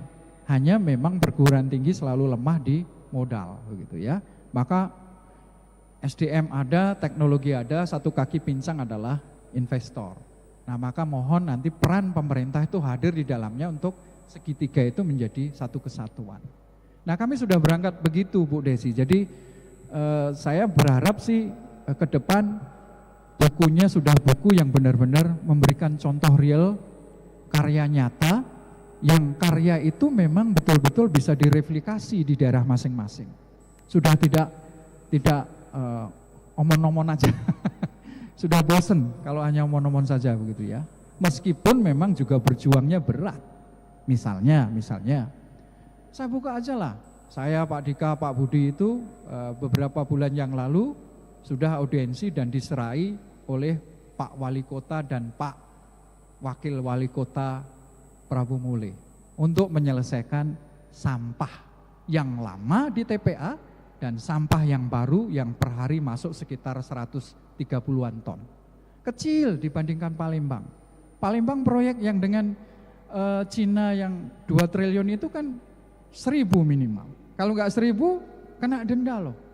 Kenapa nggak memberdayakan akademisi universitas kita untuk gotong royong menyelesaikan itu? Tapi yang komit, bukan hanya by project setelah itu selesai. Kami siap, inovasi teknologi kami ini ada kerjasama dengan banyak alumni, salah satunya lulusan Inggris dan jebolan dari PT TEL.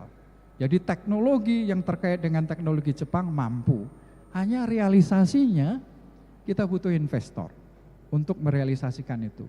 Nah kembali ke yang Prabu Mule tadi, Pak Wako dan Wawakonya itu udah clear, tapi ternyata kepala dinas yang lama itu tidak connect dan digantung akhirnya.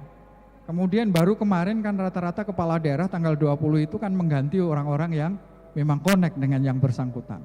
Nah kami udah diundang lagi untuk follow up itu, tetapi kami nggak bisa minggu ini, mungkin minggu depan. Kami mau mencoba memberikan solusi do and start from small with great love lah, seperti itu. Melakukan sesuatu yang kecil tapi dengan penuh cinta dan passion dan berdampak.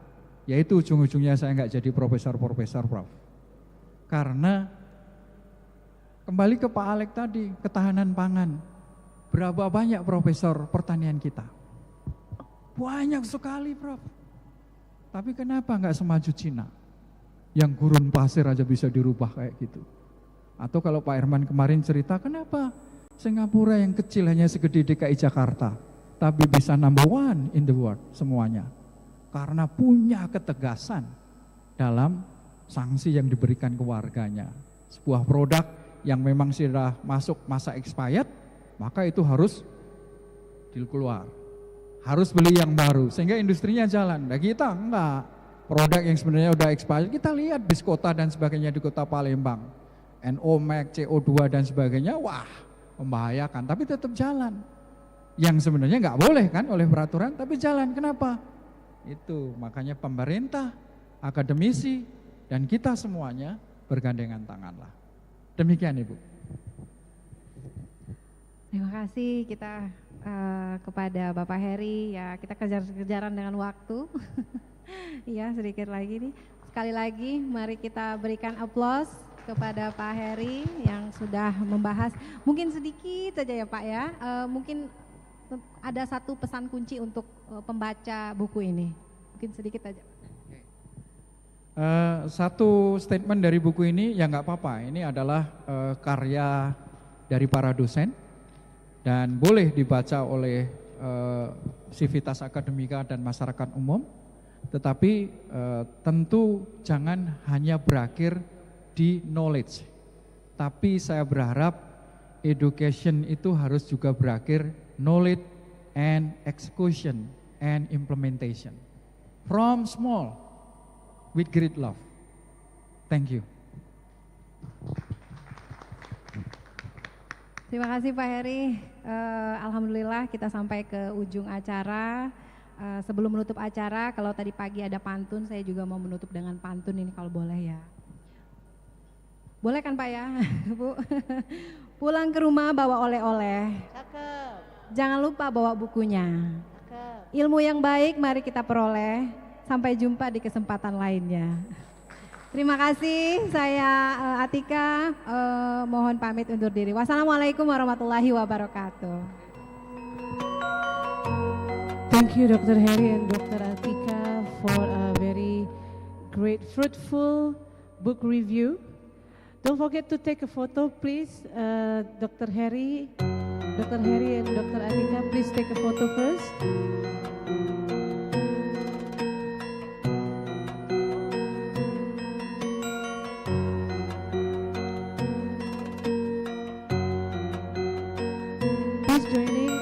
Prof. Fitra Lestari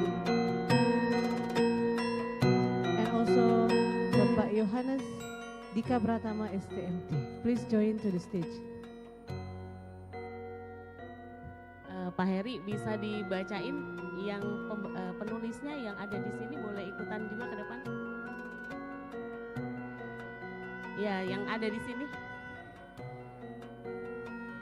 Flaviani Fajrah nggak ada. Bu Riri nggak ada ya? Ada Bu Yanti Pasma ya. Andreas Anwar. Pak Andreas Anwar mana? Aduh. Ibu, Bu Ica. Oh, lagi keluar ya? Iya. Tapi saya editor, Pak. Bu Septa nggak ada. Pak Bayu ada, silakan Pak.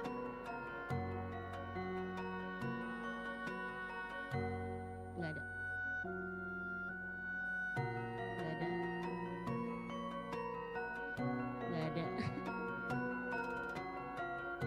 Andreas sekarang ke depan. Yang terakhir Prof. Fitra itu.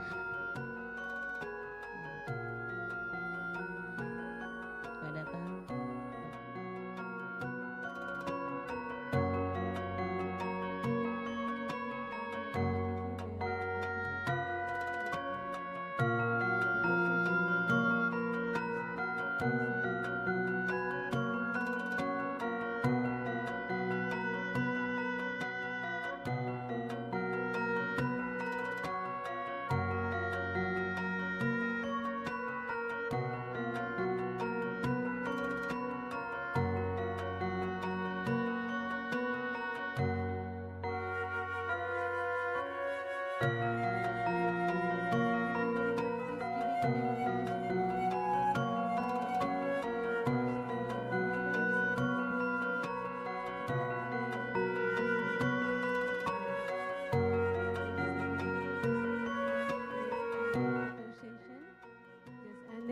today's national seminar and also a book review session has officially come to an end. We will now proceed to the break session for lunch and also Salat Jumat. Kindly be informed that following the lunch break is in the first floor in the restaurant. Ladies and gentlemen will guide by Ibu Desi untuk bisa datang ke restoran di lantai 1 dan juga sholat Jumat akan diarahkan oleh Bapak Alfian. Nanti sholat Jumat lokasinya akan diarahkan oleh Bapak Alfian. Thank you very much for this session for today, and then we will continue again at 13.30 Bapak Ibu untuk kembali karena akan ada acara workshop. Pukul 13.30 akan ada acara Industrial Engineering Workshop dan juga akan parallel with Student National Competition Assessment Session. Thank you for today. My name is Rahma Santi Zinaida as your Master of Ceremony for this session. Terima kasih. Thank you very much. Wabillahi taufiq wa hidayah. Wassalamualaikum warahmatullahi wabarakatuh.